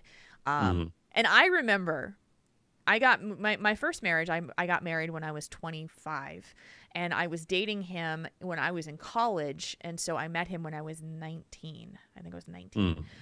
So I was 19. We got married when I was 25. I was a very, very different person between 19 and 25. And we got divorced when I was 30. And I was a very different person between 25 and 30. You Definitely. are just not that person. And if you aren't working on a relationship, if you aren't evolving as a couple and changing and continuing to deal with the person that you are becoming, it's very easy for that to drift apart. It's very easy for it to not continue on. So I'm really glad to hear that he's getting counseling, both couples counseling and individual counseling, because I think you need to find yourself here at 25. Yeah. I mean, I think you would agree with me that you are not the same person at 19 that you were at 25 or 17. No, not at all. Not at all. And, so when you think about it, when you think about maybe even going back to our parents' generation, and, our parents' generation got married young. I mean, my mom was 21 when she got married. She was 19 when she got married. She had me when she was 21. I couldn't imagine, let alone getting married at 19 and having a child at that age. Yeah. That was how it was. Yeah. And I think my dad was 23 or 24 when he had me. Right. And, if that was the case, then I'd already have an 8-year-old. Yes. And I'm like, wow. And my nephew's 8. I think he's 8. Is he 9 yet? Yeah. My mom will correct that. He's around that age. But that's crazy to say I could have one of those right now.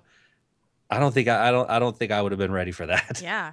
So we have a young father here, as well, with a young child, and I still feel like you're probably just finding yourself here, Anonymous. So that's a main part of this.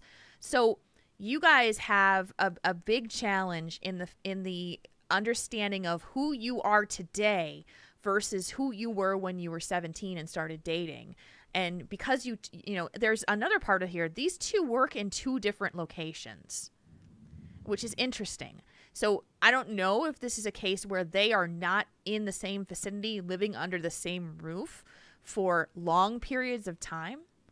Marconin can relate to this part. Being married and not being in the vicinity of your wife or your husband for like months, weeks, whatever it is an added challenge that a lot of couples don't already have. Excuse me. So now you've got that added onto it. You've got young child. You've got a successful male who has become a leader at age 25, which is not easy to do, making good money. And your spouse, if I'm reading this right, your spouse is not with you all the time. No wonder you're not in the same place mentally anymore. I mean, that is a lot that you have to look at and analyze and say, where did we change? Where did this go? How did we get to this point today from where we started from at age 17? So, and that's 8 years ago. That 8 years can change a whole lot. So when you talk about the struggle is the sorrow with my heart, in my heart was what the letter said. I feel as though I've failed. At 25 years old, I can guarantee you that you have a whole lot more failing to do. Mm-hmm. Yep. You And have bigger and better things to fail at. and it's a good thing. It's a good thing. You know, and so in the chat room, Sage Time just said, I think he's meaning like McDonald's on Main Street and McDonald's on 2nd Street. And that Yeah, that's could be kind of very what I well. was thinking, like maybe they're franchise locations or a bigger chain, Mm-hmm. I think. So, and it's funny because I have the experience of working with my spouse under the same roof in the same company. You know, but if you're in two different locations of the same company, it's a bit of a different. So yeah, that makes sense. I'm trying to, there's holes in this letter, so I'm trying to piece them out and find where the holes are. Mm-hmm. But I do think that it is a matter of looking at yourself, you know, stepping outside of yourself, as we were talking earlier in the show, and looking at it from a perspective of how did I get to this point today? What steps led us to where we are at this point right now? Mm-hmm. How did we get here? Yeah. And it takes a conscious effort for a couple to grow together. Mm-hmm. It takes work because more than likely you're going to grow in different ways, depending on if your wife is younger than you are or the same age or what, you're two different people, and you're going to grow in different ways and at different rates. Mm-hmm. So yeah, it takes a lot of work to do that. My wife is 3 years younger than me. Mm-hmm. So she was in a different place. She was 18 when we started dating, and I was 21. Mm-hmm. We are two vastly different people than we were back then. Yeah, And it's a challenge. It really is. absolutely. But it's something that does take work. I mean, I'm not the first or the last person to say that marriage is tough, because it's one of the toughest things you'll do. Which, you have a child already, so I know you know a thing or two about tough situations, about taking care for another human being completely and totally. Yeah. So that's a whole added layer to it. So that Yes. you do have a lot of stuff on your shoulders, and Yeah. and then to deal with this other situation. We don't know the wife's take. We don't know how she's feeling. What her stance is. So this is all we have to go on. So we can only make assumptions based on that. But I always like to err on the side of caution, just in case there's another layer to the story. There's something that we don't know about, and possibly he doesn't even know about. Right. And I think that the counseling will definitely help in that, if she's receptive to digging into this situation and really talking it out with you, and if she could get into individual counseling as well, to the counselor there as well. Yeah. Yeah. There's another part of this, and you kind of alluded to it, which is that she has to be all in to Sure. wanting to work toward it, to Mhm. work together. Because it's alluded in this email that she is the one who has strayed. We don't know exactly how, but he knows that she has not been truthful with him, which is a big problem. No matter what, if there's been lying about being around or with someone else, and repeated lying, then there's something to hide, which means that there's something that there's lack of communication. So we've got lack of trust, and we have lack of honesty, and respect. Those are the things. Trust, honesty, and respect are the things that you have to fuel your relationship. If you can't have that, if it doesn't work right now, you have to figure out if that's something that you still want with that other person, or if it is just an irreparable situation. What the hell is wrong with my mouth today? I mean, are you in an irrecoverable position where it's just too far gone and the trust cannot be rebuilt? I don't think so. And you believe that you don't think so. We don't know the full story. Yeah, and because we don't have the full picture, we can't make a more educated guess. But I always like to err on this side. I like to give people the benefit of the doubt. There's almost always room for forgiveness. If it's asked in truth. If it's asked for in truth. No one's perfect. No. People mess up all the time, and I don't want to throw the baby out with the bathwater on this one. There's still a person in there, even if they've done you wrong, and they're very sorry about it, and they want to do better. Then if you want to, or if you can, give them a chance to grow. Let it be a learning lesson. Let it be, you know, a small like stray thread on the really pretty fabric of their life. You know, don't let it, you know, let it be something that leads to something better. Don't just, like I said, throw the baby out with the bathwater on that one. You know, and I look at it and say, okay, I'm going to put Kane on the spot here because he already knows this. You know, I've always said to him, if that ever happened, if he ever cheated on me, I'm gone. Mm-hmm. I'm gone. Because there is no way that I can see myself trusting again, knowing that I've been lied to in that way. And, you know, and he knows that he would never do it, you know, because he loves and respects me. Mm. And so that's the thing is like, I'm a pretty absolute when it comes to that. Like, I don't know if I could ever trust again to that person if they had hurt me that way. But that's me. I know people who have been able to get past it, but I just don't know if I could. I don't believe I could.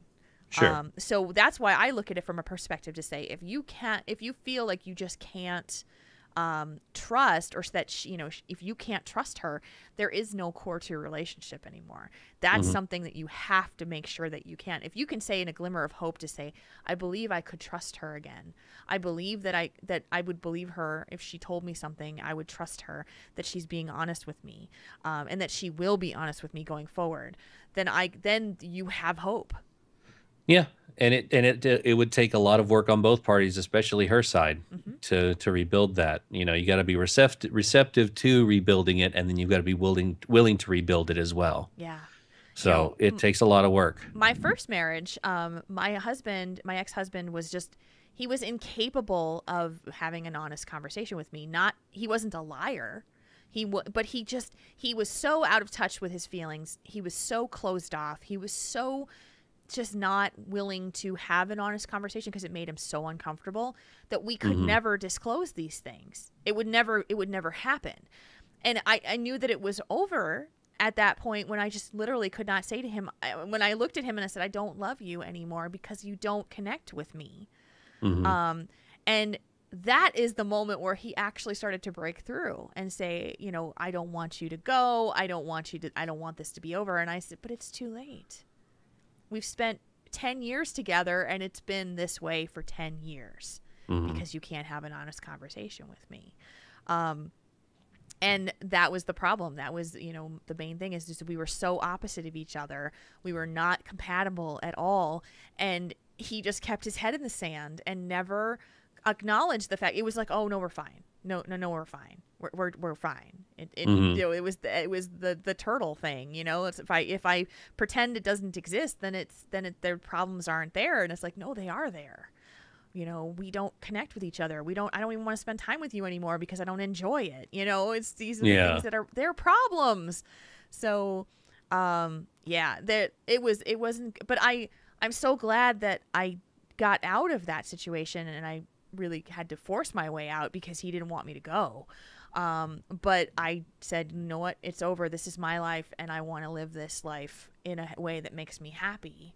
And I don't believe that you are the person to make me happy. And, you know, now he's remarried. Obviously I am. And so, but you know, you have to be honest, like brutally, disgustingly uncomfortable honest with each other and yourselves when it comes to a relationship. And because if you stick your head inside your shell like a turtle and not talk about those problems, it is never going to stop. These things that are happening with her are symptoms of the relationship problems. They're symptoms of it. So that's my belief. That's what I would say. Obviously, counseling is 100% suggested and encouraged by both of us. Yeah. Yeah. I agree. Sorry, there's a thunderstorm rolling in. I heard that. That was a thunderstorm. Yeah. It's been rain. It rained all day Friday down there in Louisiana. All day. I slept like a baby for a few hours because of the storms. Yeah. Yes. Again, Anonymous, we are very, very sorry for your struggles, but I hope that no matter what happens between the two of you, you come out on the other side feeling stronger and more happy with yourself and doing the right things for yourself and your daughter. Absolutely. So there we go. That's a tough question. That was not. It an easy is. one. It is a very tough question because there's a whole lot of layers to it. Yeah, and Whole lot we of layers. have no fear of tough questions. So if you have them, please send them our way. It's questions@taurenThinkTank.com. That's the place you can send them to, and we are very appreciative when you do. We very much are. As Marconin said earlier, I noticed, and we were talking about this via text yesterday. He's like, "Yeah, 3-year anniversary is coming up," and I went, "Oh, it's May 11th. May 11th is our 3-year anniversary. Like we have not done. That's Monday. Yeah, we haven't done crap for it. Yeah. But it just what it did is it made me ruminate a little bit about the evolution of the show and the letters that we've received from you, our audience, and the things that we've talked about, the topics that we've covered, and the evolution that the show has over time taken has been something that's been one of the things I'm most proud of, and it happened completely organically because you guys trust us for that. So this is our opportunity, my opportunity at the moment, to say thank you to our audience for your trust and your support of us, because it does mean more than we could say. Yes, it really does. So we're gonna have a lot more to say and do funny stuff, because it's funny stuff time. It's Tell Us One Thing time. Yay! Let's do this. We read your submissions because reading your mind would just be creepy. It is Tell Us One Thing time, and it's brought to you by The Iron Man Challenge. The Iron Man Challenge is one of the most difficult challenges in World of Warcraft. You level your character wearing only white or gray quality armor, no using potions, no elixirs, heirlooms, and most importantly, no dying. If you die, even once, even to that little knoll outside the human starting area, you're done. Delete it and start over. They also have 2 additional challenges to choose from for the peaceful pacifists and the ravenously bloodthirsty among us. Over 1,000 Iron Men and women have accepted this challenge since Cataclysm, but less than a dozen have succeeded in this ultimate test of endurance and skill. Are you up for the challenge? The Iron Man Challenge is now hosted on wowchallenges.com. You can also find them on Twitter at wowchallenges, so check them out.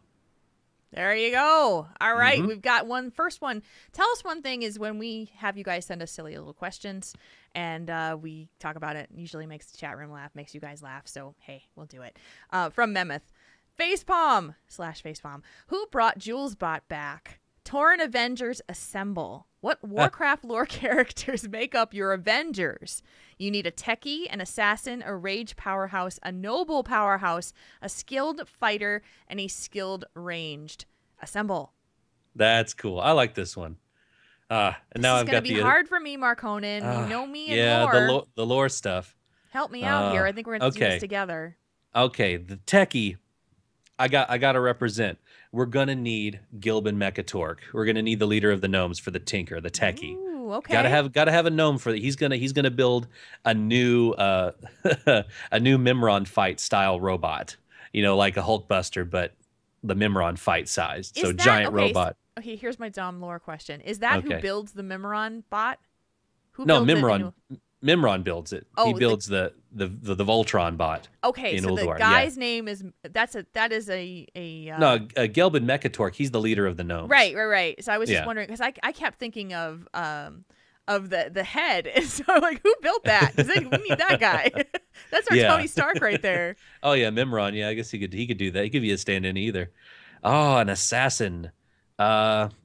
Judging on recent lore stuff, I'd have to go with Garona Half-Orcan, the character. Yeah, she would have to be the assassin. Okay, all right. Yeah, and, we need a rage powerhouse. So this is the Hulk figure. Who would be the Hulk figure? Gosh, some it's big not and burly. Thrall. Maybe it's Garrosh Hellscream. Oh my goodness! Either that, or if we could go back in time, get well, because if it's a rage powerhouse, we could get Gromash after he takes the fell demon blood, because that gives him that bloodlust and area. He just rages. We could do that. Okay, you've done the Horde storyline, the quest line, right? The whole like Draenor one. There's so you do the in the Frostwolf kind of area. There's the brother There's the brother who runs off and starts killing everything, and it's the ragey brother. I'm trying to think of the ragey brother's name. Do you know who this is? His name is oh shoot, I had it. Oh gosh, what's his name? Yeah, see, someone's gonna have to Gunnar. Gunnar. Yes, yeah. that him. Okay, so that's who I thought of. Yeah, we could do Gunnar. That could work. Okay. Who's the noble powerhouse? Now, who is the noble powerhouse in the Avengers? Is that that'd be Captain America? Duh. Yeah. Oh, who could we have that's like a noble powerhouse? Who could that Thrall would be one. He could be one, or Varian, or Yrel. Yrel. Yeah, Yrel. Yeah, Yrel. She'd be the noble powerhouse. She would be. She's got a shield and everything. Okay, so she's our Captain America. Yeah, she's the Cap. And then we need the skilled fighter would be Black Widow. Well, I think Black Widow's the assassin. So the skilled fighter would be I guess Thor. That's not Thor. I don't know. Oh, a skilled range. I guess he'd be the skilled range. That's Hawkeye. Oh, skilled range is Hawkeye. Yeah, okay. Yes, Hawkeye. So who would be the skilled fighter? Oh man, I was trying to think who could this be. Well, if you're thinking about it being either Thor or Scarlet Witch, Black Widow. I'm mixing up all my superheroes tonight and my lore characters. Good Lord. Well, we need a suggestion from the chat room on that one. Yeah, who would be the skilled fighter? Yeah, and then the skilled range, Sylvanas. That was the one I was going to go with. Yeah, that's pretty much who you have to go with. Is Sylvanas. She's so badass. So yeah, okay. I need to play her in Heroes. I haven't played her yet. She's really badass. Yeah, she's fun. I'm excited to do Kel'Thas. I like his abilities. Yeah. Yes, Black Widow is the assassin, I believe, because she that's how they set her up in the comics and in the Avengers. So. All right. So if you guys so Brass Monkey's saying Varian would be the skilled fighter. Oh yeah, because like Logosh. Oh yeah, that's right. Logosh. Okay. Yeah. There you go. Yeah. All right, let's move on to the next one, or we're going to go on forever. This one's from Grey Warcraft 101. What is one thing left in Mists of Pandaria that did not continue into Warlords of Draenor that you miss? One thing you don't miss? Jeez. The first thing that popped into my head, which I thought was a cool idea at the time, and I maybe did it like twice, were those treasure rooms. The treasure finding rooms where you could get the stuff and go in and just like, how fast you ran through, you could get all the treasure. Yeah. I only did that about 3 or 4 times, and it was kind of cool at the time, and then I was like, whatever. So I don't know. I would say that I kind of missed that cool stuff. I mean, I don't miss the whole Timeless Isle stuff, though. I do not miss having to do that. That was so grindy. So those are the 2 things I could think about mists. I miss the farm. Like the simpleness of the farm, like you go and you do your farm and that was it, because now you go in your garrison, you have to do everything in one spot, and you'd always have to I'd be in the shrine and then I'd have to fly to the farm and then I'd go, so yeah, that was and Ali Sonder just said that in the chat room. I miss flying. Yeah, I miss flying too. Yeah, I do. So those would be mine. Oh, let's see. One thing I missed from Pandaria, I miss the atmosphere. I really do miss Pandaria. I didn't raid Siege of Orgrimmar so much that I got sick of the whole expansion. I loved the atmosphere of the place. I miss that because I pretty much live in my garrison because I don't raid. I don't have a raid team, so I run LFR. I run my garrison. I run my old raids, and that's about it. Yeah. I miss the atmosphere of Pandaria. It was peaceful, but still, it was brand new. That's what I liked about it. It was brand spanking new. We had 10,000 years of brand new lore, an entire new culture to explore. And where are we again? We're back with orcs. I know. We're going back to the RTS games again. Every expansion has been a callback to the old RTS games, except for Mists of Pandaria. And don't get me wrong, love Wrath of the Lich King. I enjoyed Burning Crusade, loved the Cataclysm, but I loved how new it was, how new Pandaria was. It was an unexplored territory. It linked back with, the reason why the mists parted, was because of the Cataclysm. We always heard that an old god got killed and a titan fell with him. Who was that old god? It was Yasarj. Yeah. And he was essentially the main villain of of Pandaria along with Garrosh using his heart. Yeah. It was brand new, and that's what I miss. I miss the experience of Pandaria. And what I don't miss, oh man, let's see. I got to give it to you on that one for the thing you missed, though. I agree with you Mm-hmm. 100%. Mm-hmm. And I don't what is it I don't miss? I don't miss the bad luck I've had with mounts during Miss Pandaria. I Yeah, still you did. I don't have any of the world drop mounts from Pandaria. Wow. I need all. Well, no, wait. I take that back. I do have the dragon from the Timeless Isle. That one took 104 kills to get across like 6 characters. Yeah. So I have the one from Hulan, but Yeah. not Hulan. Is it Hulan? Yeah, Hulan. But I was trying to think. What part do I not? The PvP requirement for the legendary cloak. That's what I don't miss. Oh. I don't miss having a PvP in my PvE cloak Yep. because that was a bad night. Mm-hmm. Doing Temple of Kotmogu for like 6 hours Yep. to get a single alliance win. Yep. I know that's my mistake playing alliance. Lol. I know. I see it coming. See it coming. Your alliance is a mistake. It's merely a setback. Merely But- a setback. Yeah. But yeah, that's what I don't miss and I miss. Okay. From Drive in Dresden, what would your dream concert lineup be? Any 3 to 4 bands from any era or genre. Ooh, this one's going to take me a second to formulate because I like so many different things. I know. So Oh, what about you? Do you have any okay. that spring to mind? yeah, so I think so. I'm gonna think about the bands that I've seen live or that I would be dying to see live. I would love to see Phil Collins in concert again in his prime. Yeah.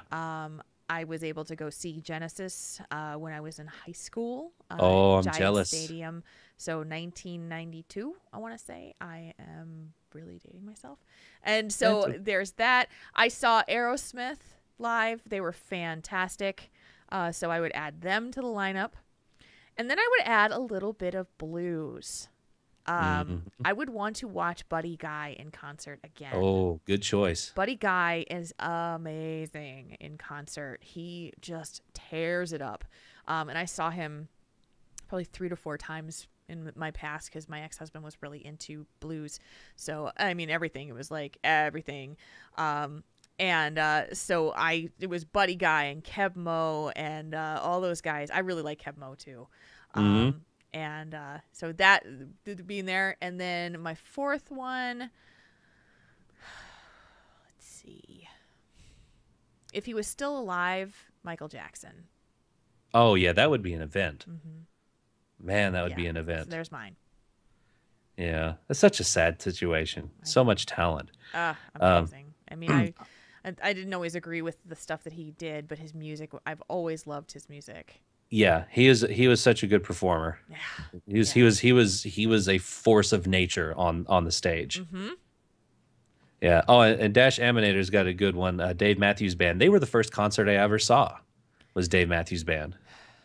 I don't like Dave Matthews Band. Well, that's okay. I don't like them. I'm You're sorry. allowed to not like that. I was waiting for this. What? So thank you. Well, you're allowed to not like it. But see, for mine, I mean, my dad already called out 2 of them: Journey back in their heyday and Queen. Yes.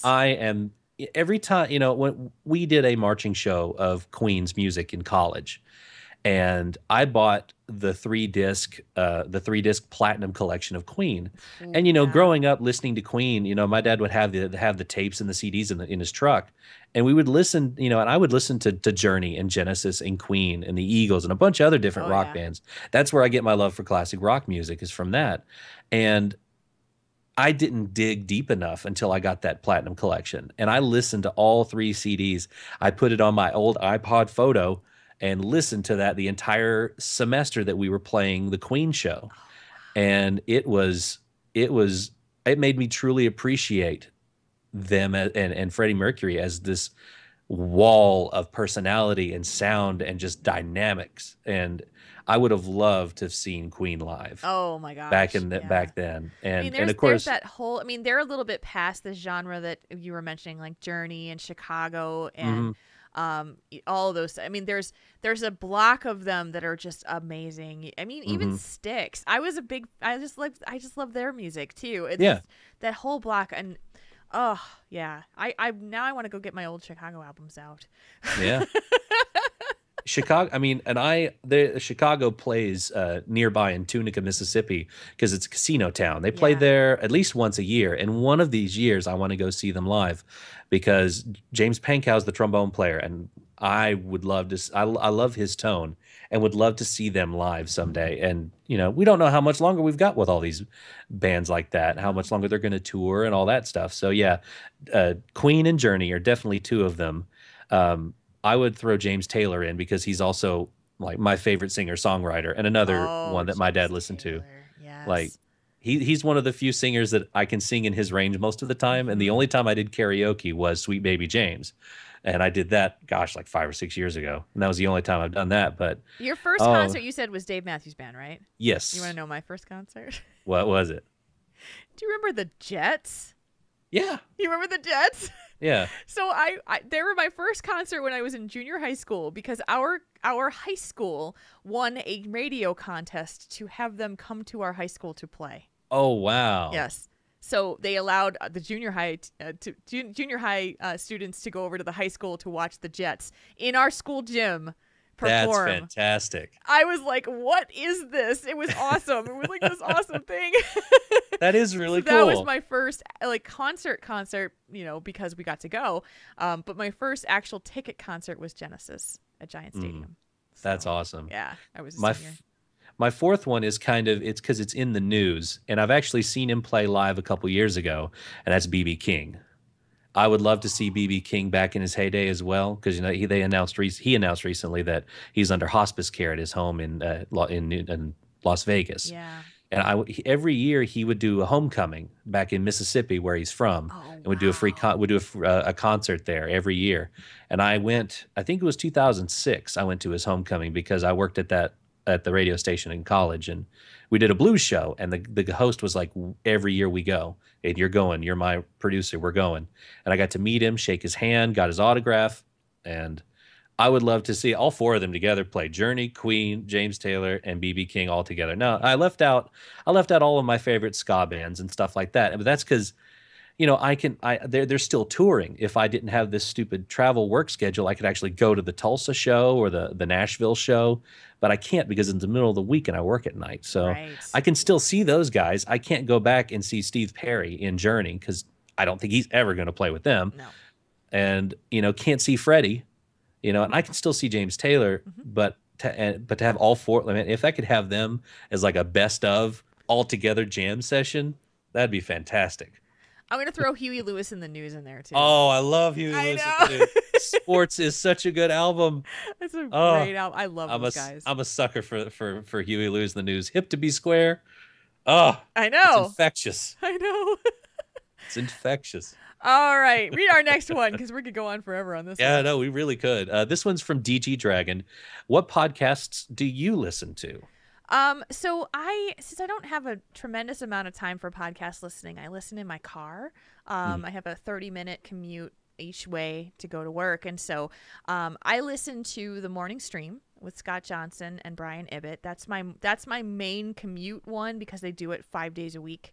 Or 5 shows a week, and so you just kind of keep up.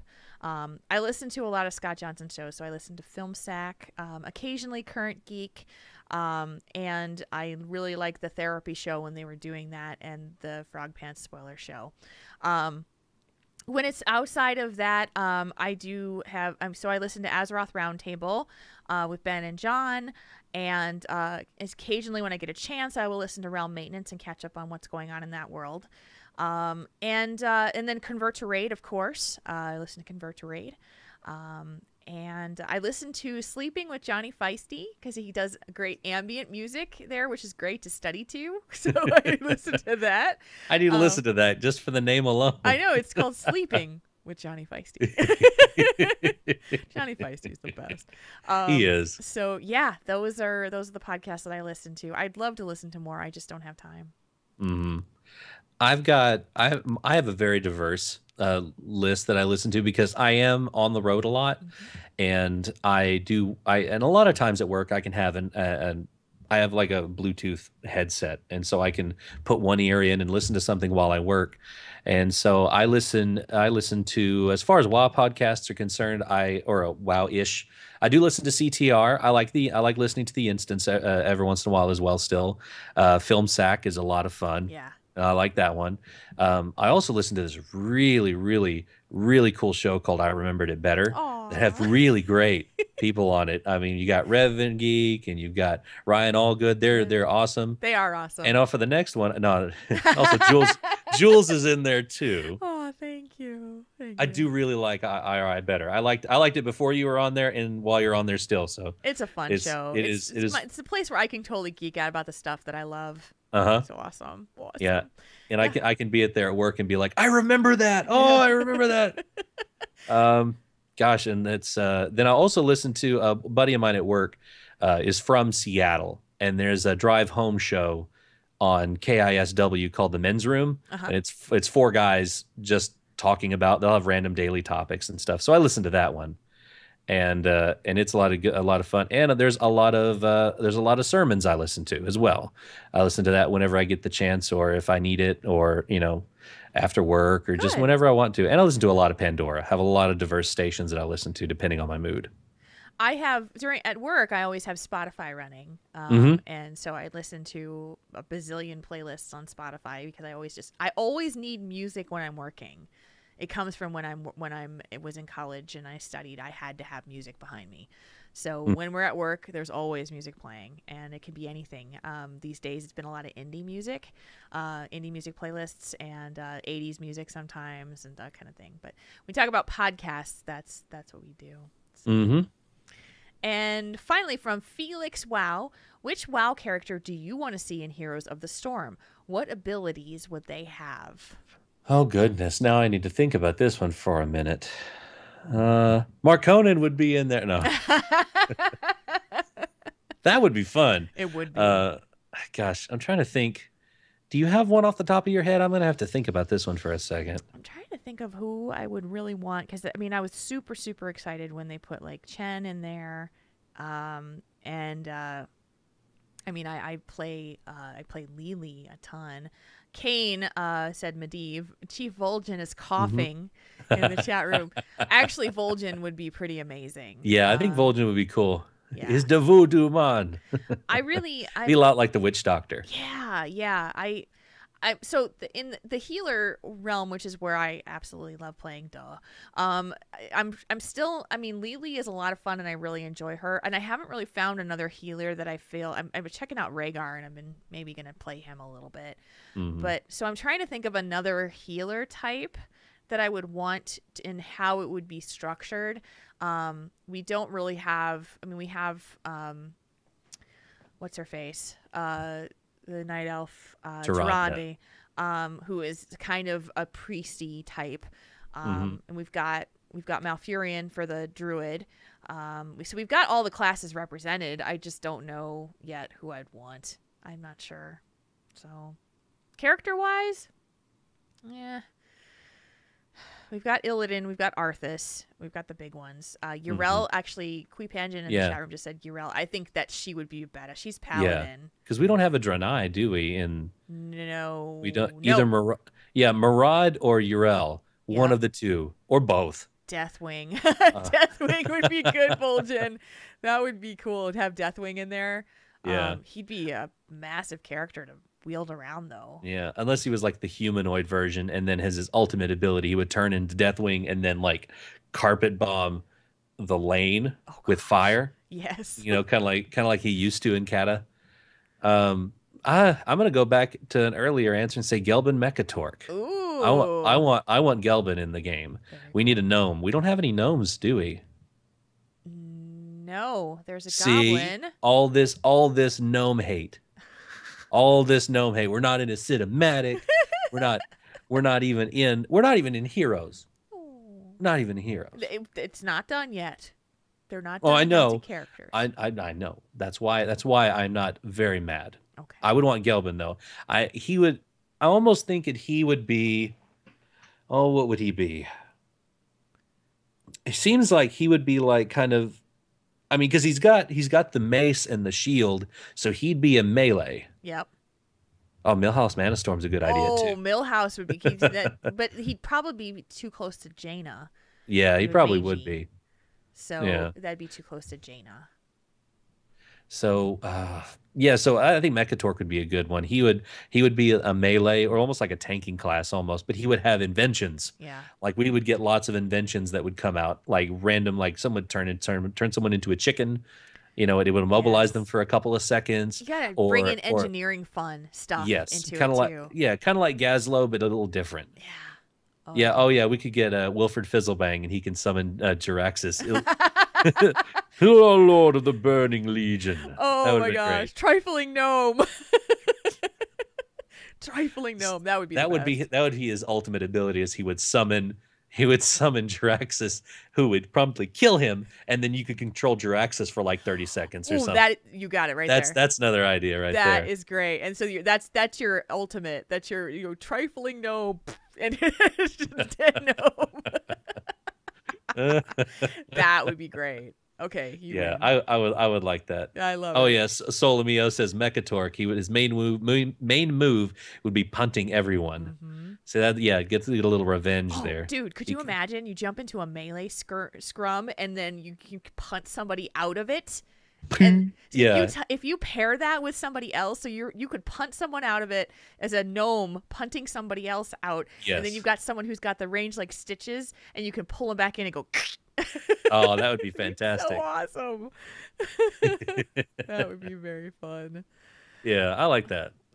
See all these cool things. Listen to us, Blizz Heroes. There Yes.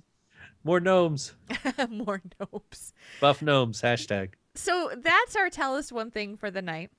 I had an idea. I have an idea for next week, and we're going to see about this. We're going to see how this works. Marconin likes this idea. I do. And instead of tell us one thing next week, we're going to have a section called Tell Me a Story. And so, because we do a lot of stories on this one. We do a lot of, like talking about things of our. So let's talk about an actual story. Tell me a story about. So you guys can get in on the action. You can also give us suggestions on topics where we can tell you a story about. So tell me a sad story. Tell me a story about the time where you the most exciting time in World of Warcraft, or come up with something like that. Or if you just want to tell us a cool story about you, and we will read them on the show, and we will tell you a cool story. So we're gonna do next week's topic, or next week's section is gonna be Tell Me a Story. Mm-hmm. We can try it out. It's our anniversary show. We can do whatever we want. Yeah. It is our show. We do what we want. After 3 years of doing the show, we can mix it up just a little bit and see how it rolls. So there you go. And if you want to be a part of it, it's questions@taurenThinkTank.com. That is where you can find us. All right, sir. It is time to get into our feedback. Boy, the show is going long, but I don't care. Ladies and gentlemen, we now bring you... Wow, that's a lot of feedback. It is a lot of feedback. We love it. Go ahead and read our first one. Okay, sorry, I'm laughing at something my dad said in the chat. Our first feedback comes from... Oh, that's great.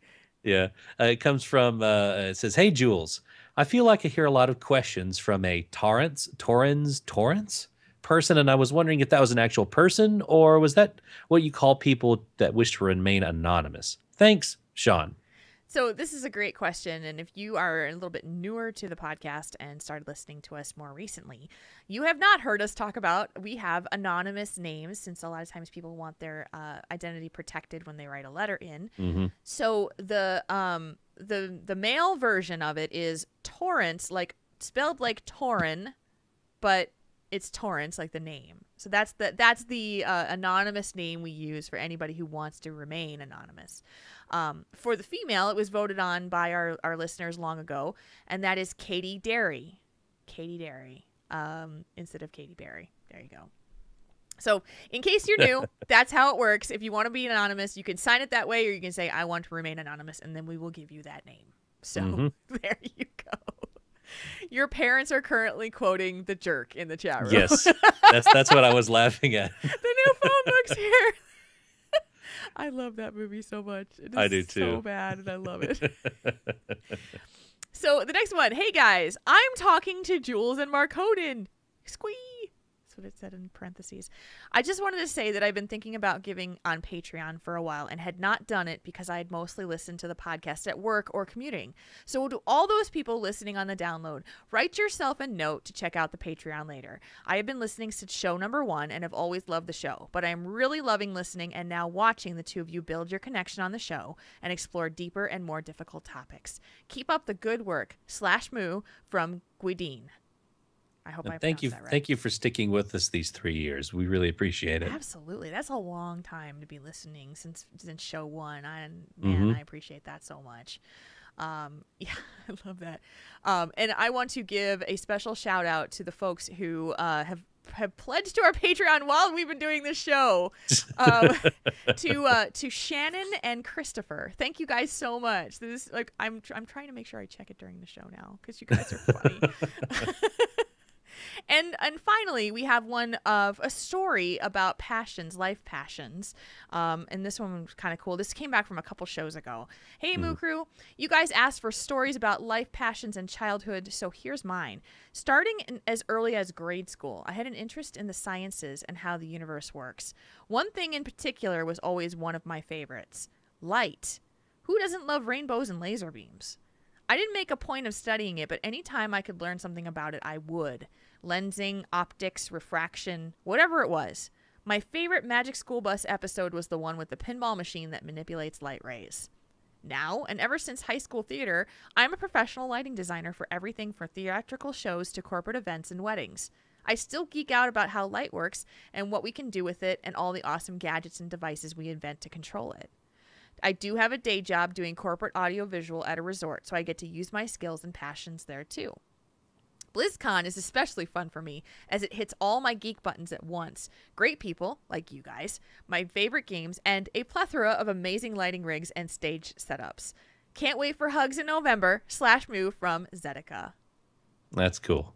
That's really cool that you incorporated your passion into both of your jobs, your hobbies and your jobs, Yes. Because it kind of shows that no matter what your passion is, there's many different avenues to scratch that itch and incorporate it into whatever you're doing. That's right. I love this story. It's like, how did you start with it? Well, you knew you were interested in this kid. So most definitely. All right, it is time. Oh my gosh, these are laden with hidden bombs, compliments. /moose time. Here it goes. From midnight, /moo to everyone that made the Minnesota Meetup the fun gathering that it was, and /moo to my travel companions, Bim, Holly, and Ladra. And from Nate_CTR /moo to all my friends through Triple T and CTR. You guys make me feel very missed when I haven't been able to be around.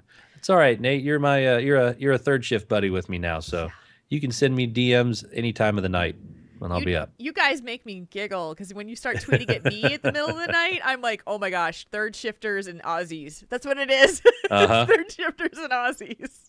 Yeah, that's when it goes. From Illidan Decoy /moo to Blizz Heroes for adding Prince Kael'thas to the roster of characters. He looks so badass. Yes. He does. And from John_Jagger /moo to Team Triple T for an incredibly fun and well-fought Heroes game. Oh, here comes the Heroes one. Draven Dresden /moo to both of you and Azeroth Roundtable for fun Blizz Heroes games last night. We had fun playing with our fans, too. It was great. Yeah, I can't wait to watch the video on that one. Oh, my gosh, so much fun. Oh, yeah. And from DG Dragon /moo to at Azeroth Roundtable for having me on last night. And further moves to RoWow and Mick Montgomery for the Heroes match. From the chat room, the Buttress says last minute /moo to my weekend raid team, Team Cell Ashmutu, both Mark, Onan, and Jules Stew. What? And Jules too. Jules Stew. Jules too.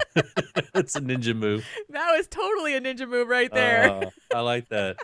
Mark Onan and Jules Stew. Jules Stew. Mark Onan is what it is spelled as. Yeah. And Jewel Stew. And there's from Dash Aminator /moo to our cat Moki, who turns 14 tomorrow. And was that it? There's another one from Emanator is /moo to my gorgeous wife who is currently pregnant with our baby girl and who is due in late October. Aww. And from Rambling Noob /moo to everyone that played Heroes of the Storm last night, and to Mark Conan for help last night in a long-term quest of mine. There we go. Awesome.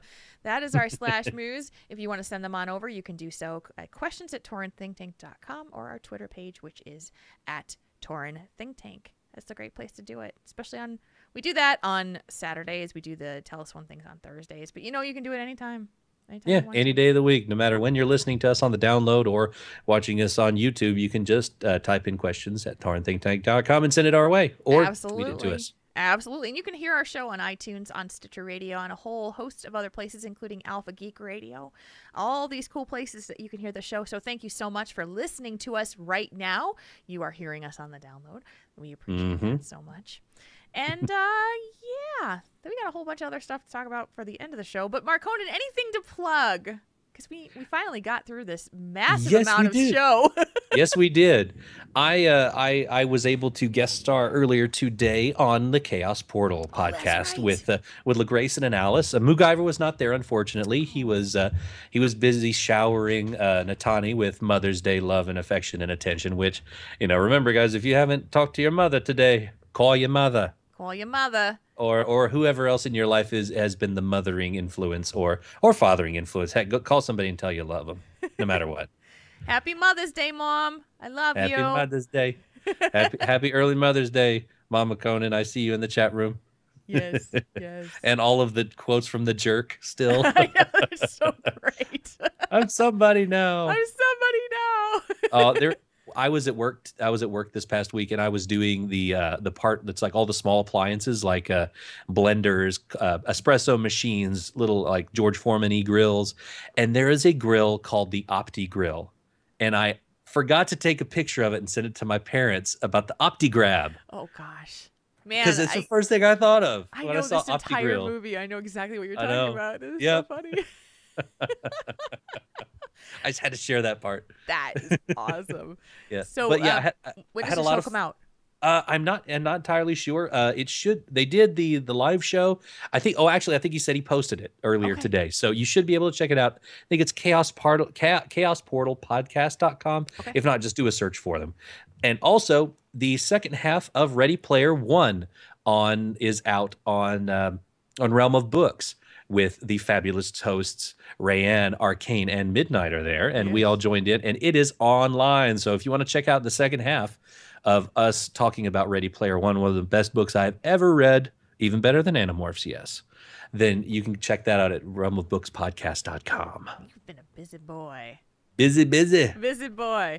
What about you? What do you got to plug? I Remembered It Better was off this week because Cliff was on a retreat all week. So we will be back this week, probably to try and not spoil anything about Age of Ultron.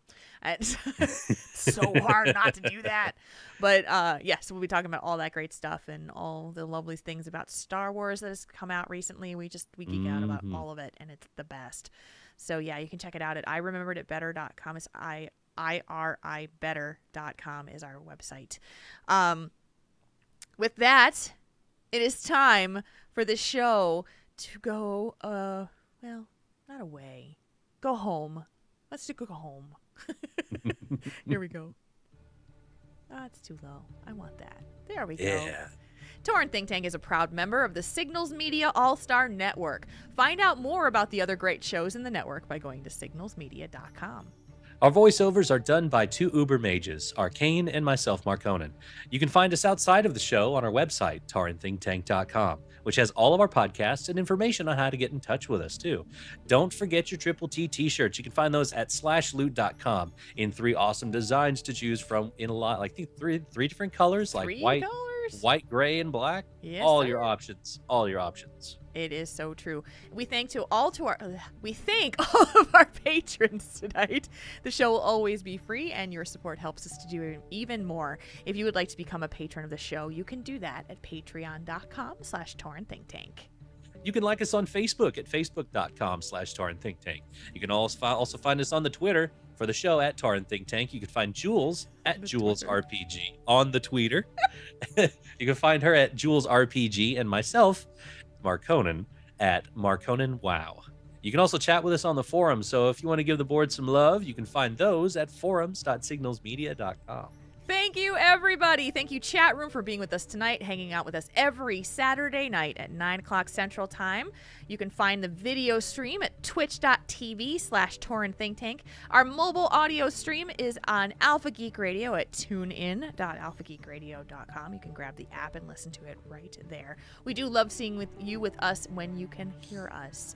And our live shows are the best. We love you guys so much. Mark Honan, it's so good to be back. I forgot how to talk. I know. So then this is the part of the show where I'm just gonna say goodbye. Nah, it wasn't too bad. It wasn't too bad. Just dusting off the old skills. It's so good to be back. I missed you last week. I so missed it's good you to be too. Back. So we're gonna come back and we're gonna do a little bit of an anniversary show. Don't expect anything too special. We will. But we'll just have some fun. Yeah, we'll have a lot of fun. It'll be great. Look forward to seeing you guys here next week. Or if you can't make it, we look forward to talking to you then. All right. So from Mark Conan, from myself, for Arcane, and for our entire chat room. Until next time. /moo, everybody. /moo.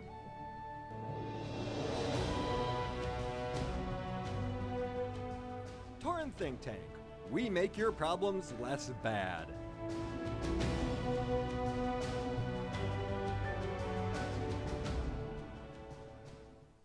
This podcast is a part of the Signals Media All-Star Network. For more information on this and other fine shows, go to signalsmedia.com. It's okay to stick our stuff in your ears.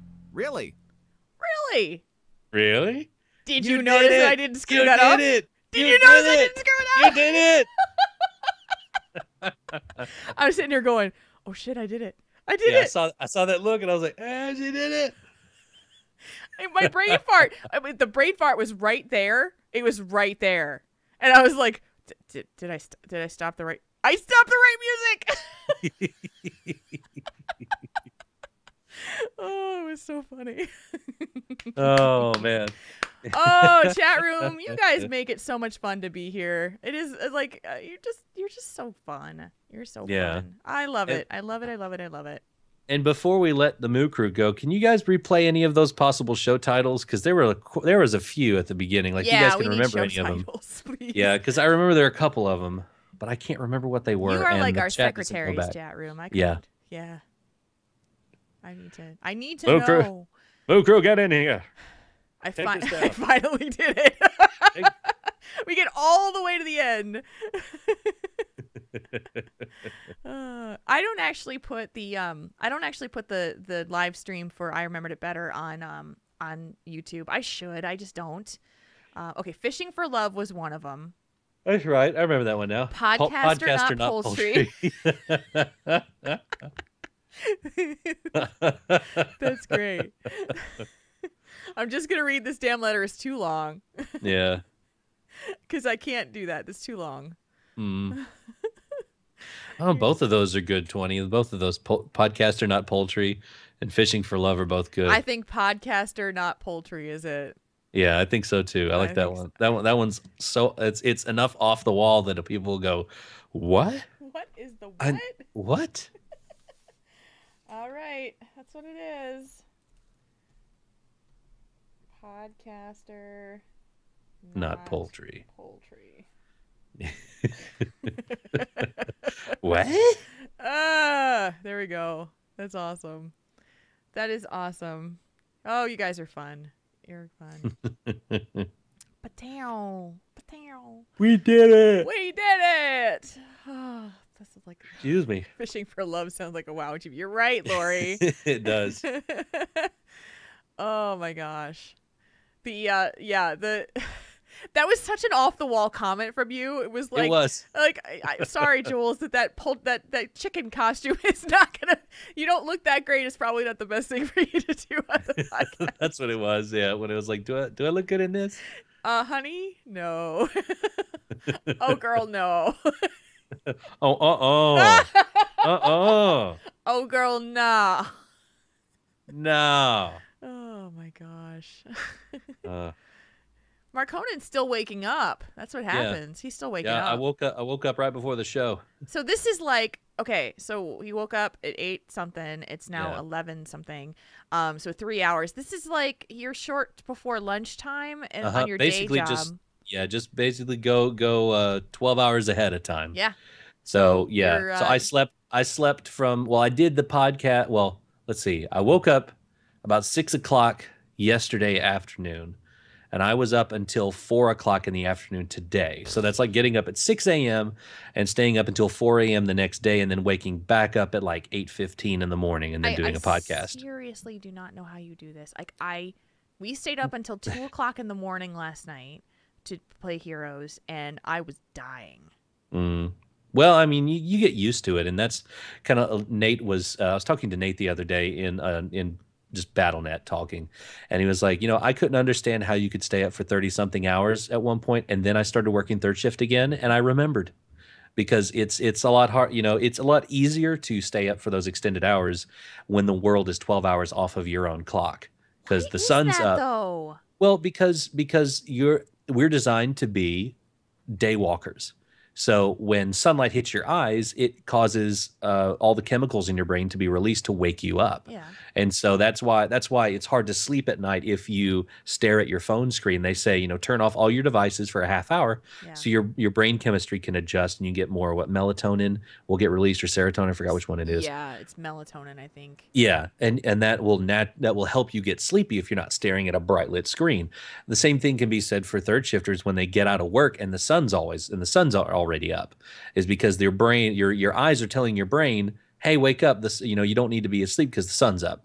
That's why it's hard for people to sleep, especially third shifters, if they don't have, like, I have blackout blinds. Yeah. And that's one good thing I love about hotel rooms. They all have the blackout curtains. Yeah. 'Cause you And have those definitely help, because just getting that little bit of light coming through is sometimes enough to keep you awake. Yeah. No, that So makes it's- sense. Uh-huh. I mean, I remember, so the times where I've had to get up, like most recently when I had my trip back home from my parents' place and I had to get up at 2 in the morning to come home and get on a flight that I had to get to the airport by 4.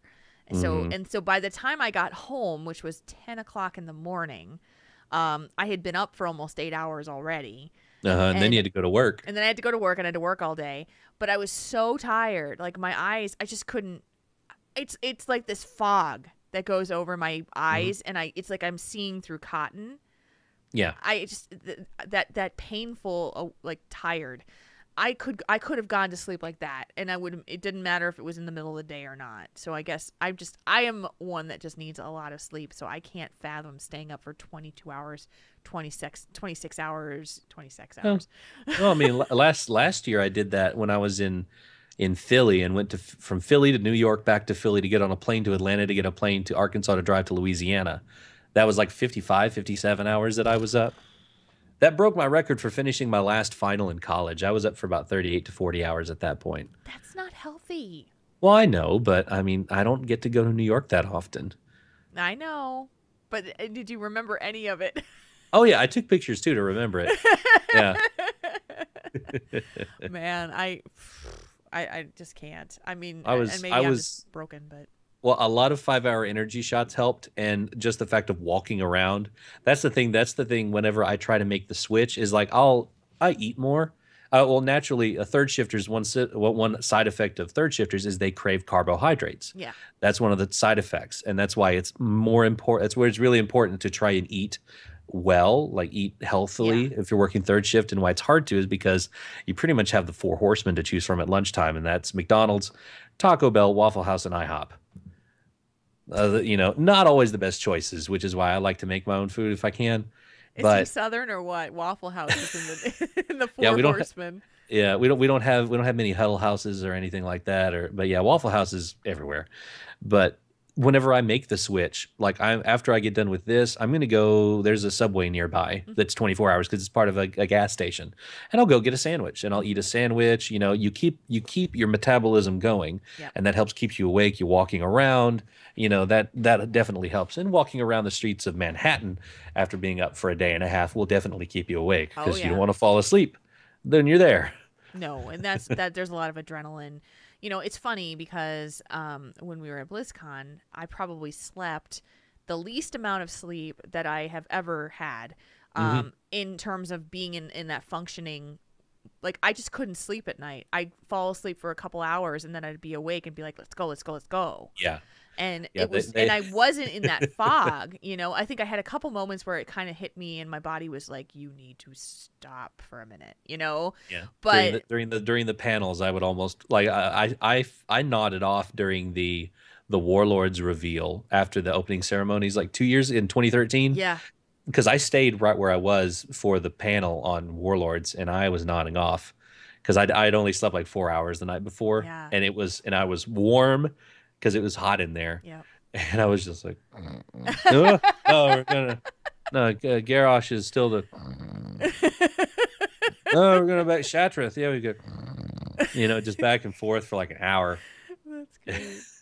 It's hard. It is really hard, and but that was probably the time most recently that I remember where I was that adrenaline kept me going for 4 days straight. You know. Oh yeah. So That's what BlizzCon feels like for me. It's all. So I'm always turned on, just turned on like jazzed, you know. Yeah. And like they say to plan for at least 6 hours of sleep if you can.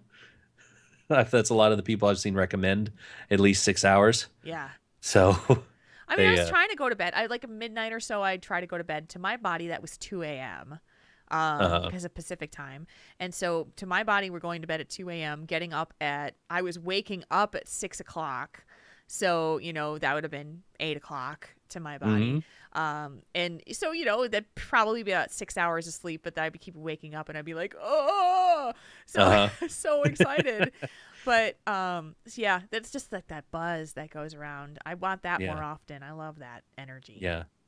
He's like, come on, brain, give me more of whatever that is. I need the BlizzCon formula. Give that to me. Yeah. Can I continue that? You're going to run yourself into the ground if you do that all the time. Yeah. But it's still very fun. Yeah. I have my schedule for work all the way up until Nerdtacular. And I have to leave like a day, or I'm going to be working all night. And then I'm going to have to leave it like halfway through the work night and then drive, because my flight leaves at 6 a.m. on that Wednesday. Yeah. And I'll get there right about noon. Oh, that's great. So I can just go check in, hopefully take a nap. I don't know when my roommate's coming in, so I got to figure that out. Yep. I also have to extend it by a day. I forgot to do that because I have it checked out on Sunday, but now I'm leaving on Monday. Oh, yeah. They'll be need to do that for you. Yeah, I booked my flights for Nerdtacular last week. Yeah, last week.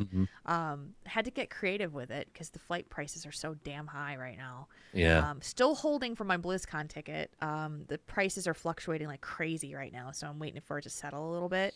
Yeah. I always go Southwest, and they won't release that you can't book.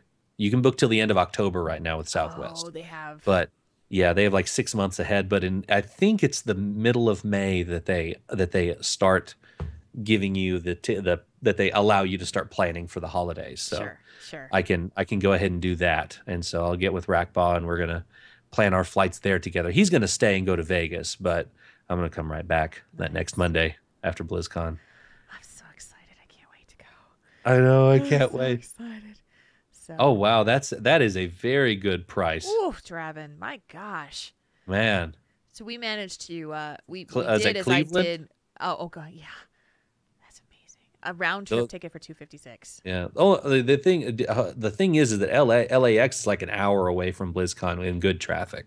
Yeah. So if you can get a shuttle service, I think they do shuttle service. But Oh I'm not yeah, sure. I flew into you did that LAX last year. Okay, don't that's take right. the red shuttles, whatever they are. I can't remember the name. Don't take the red shuttles. Take the blue ones.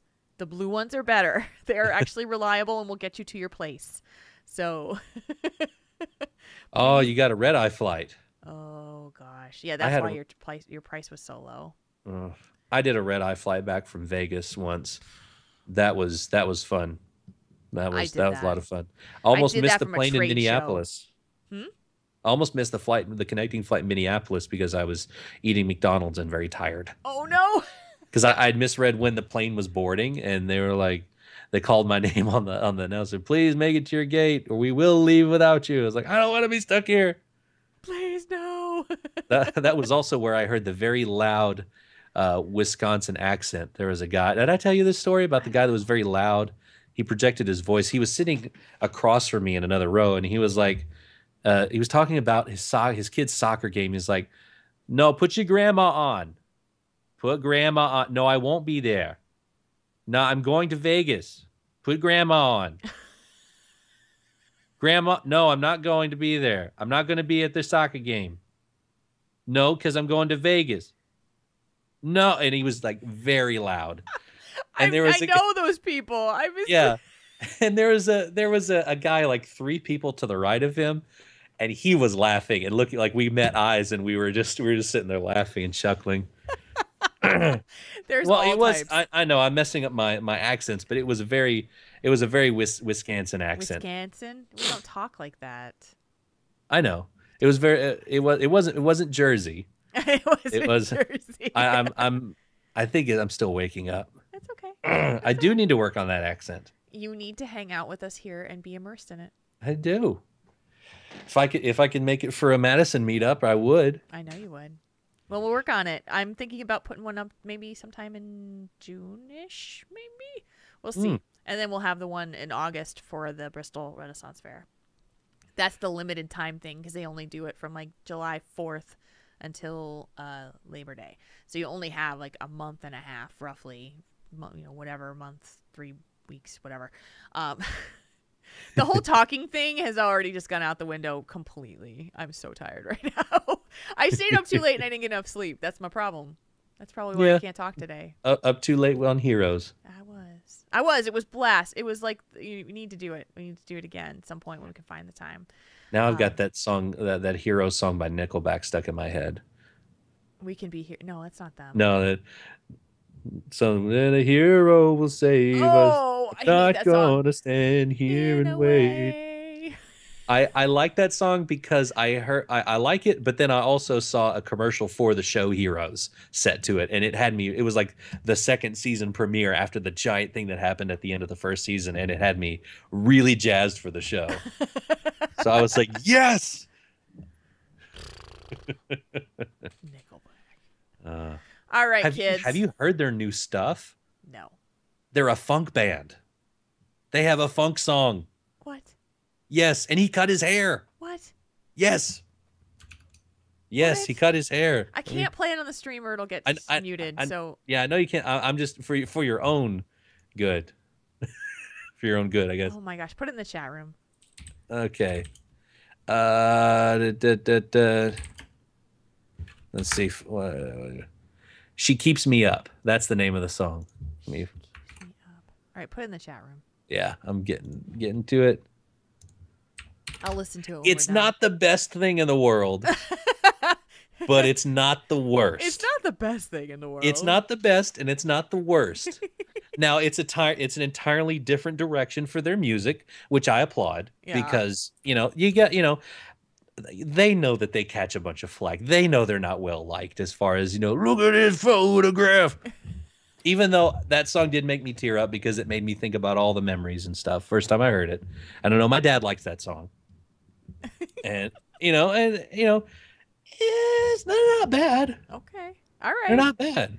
It surprised me. It was catchy. It's very catchy. It's got like a kind of a pop-ish hook to it, and it's got a beat I can get behind. And I'm a sucker for a good pop tune. But, all right. Yeah, I mean it's no Tower of Power. It's no Earth, Wind, and Fire, so don't be thinking it's gonna be that, because if you're looking for soul with a capital S, then you need to move on. Oh, I do love that. So. Oh, I love that song.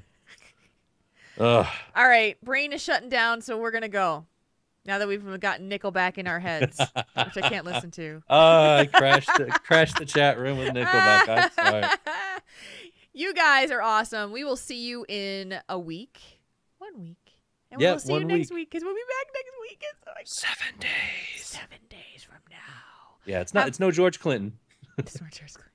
See, even Midnight's liking it. Yes. Oh my! I knew it. Oh God. All right. You guys have a wonderful Mother's Day week. Enjoy. Happy Mother's Day, moms.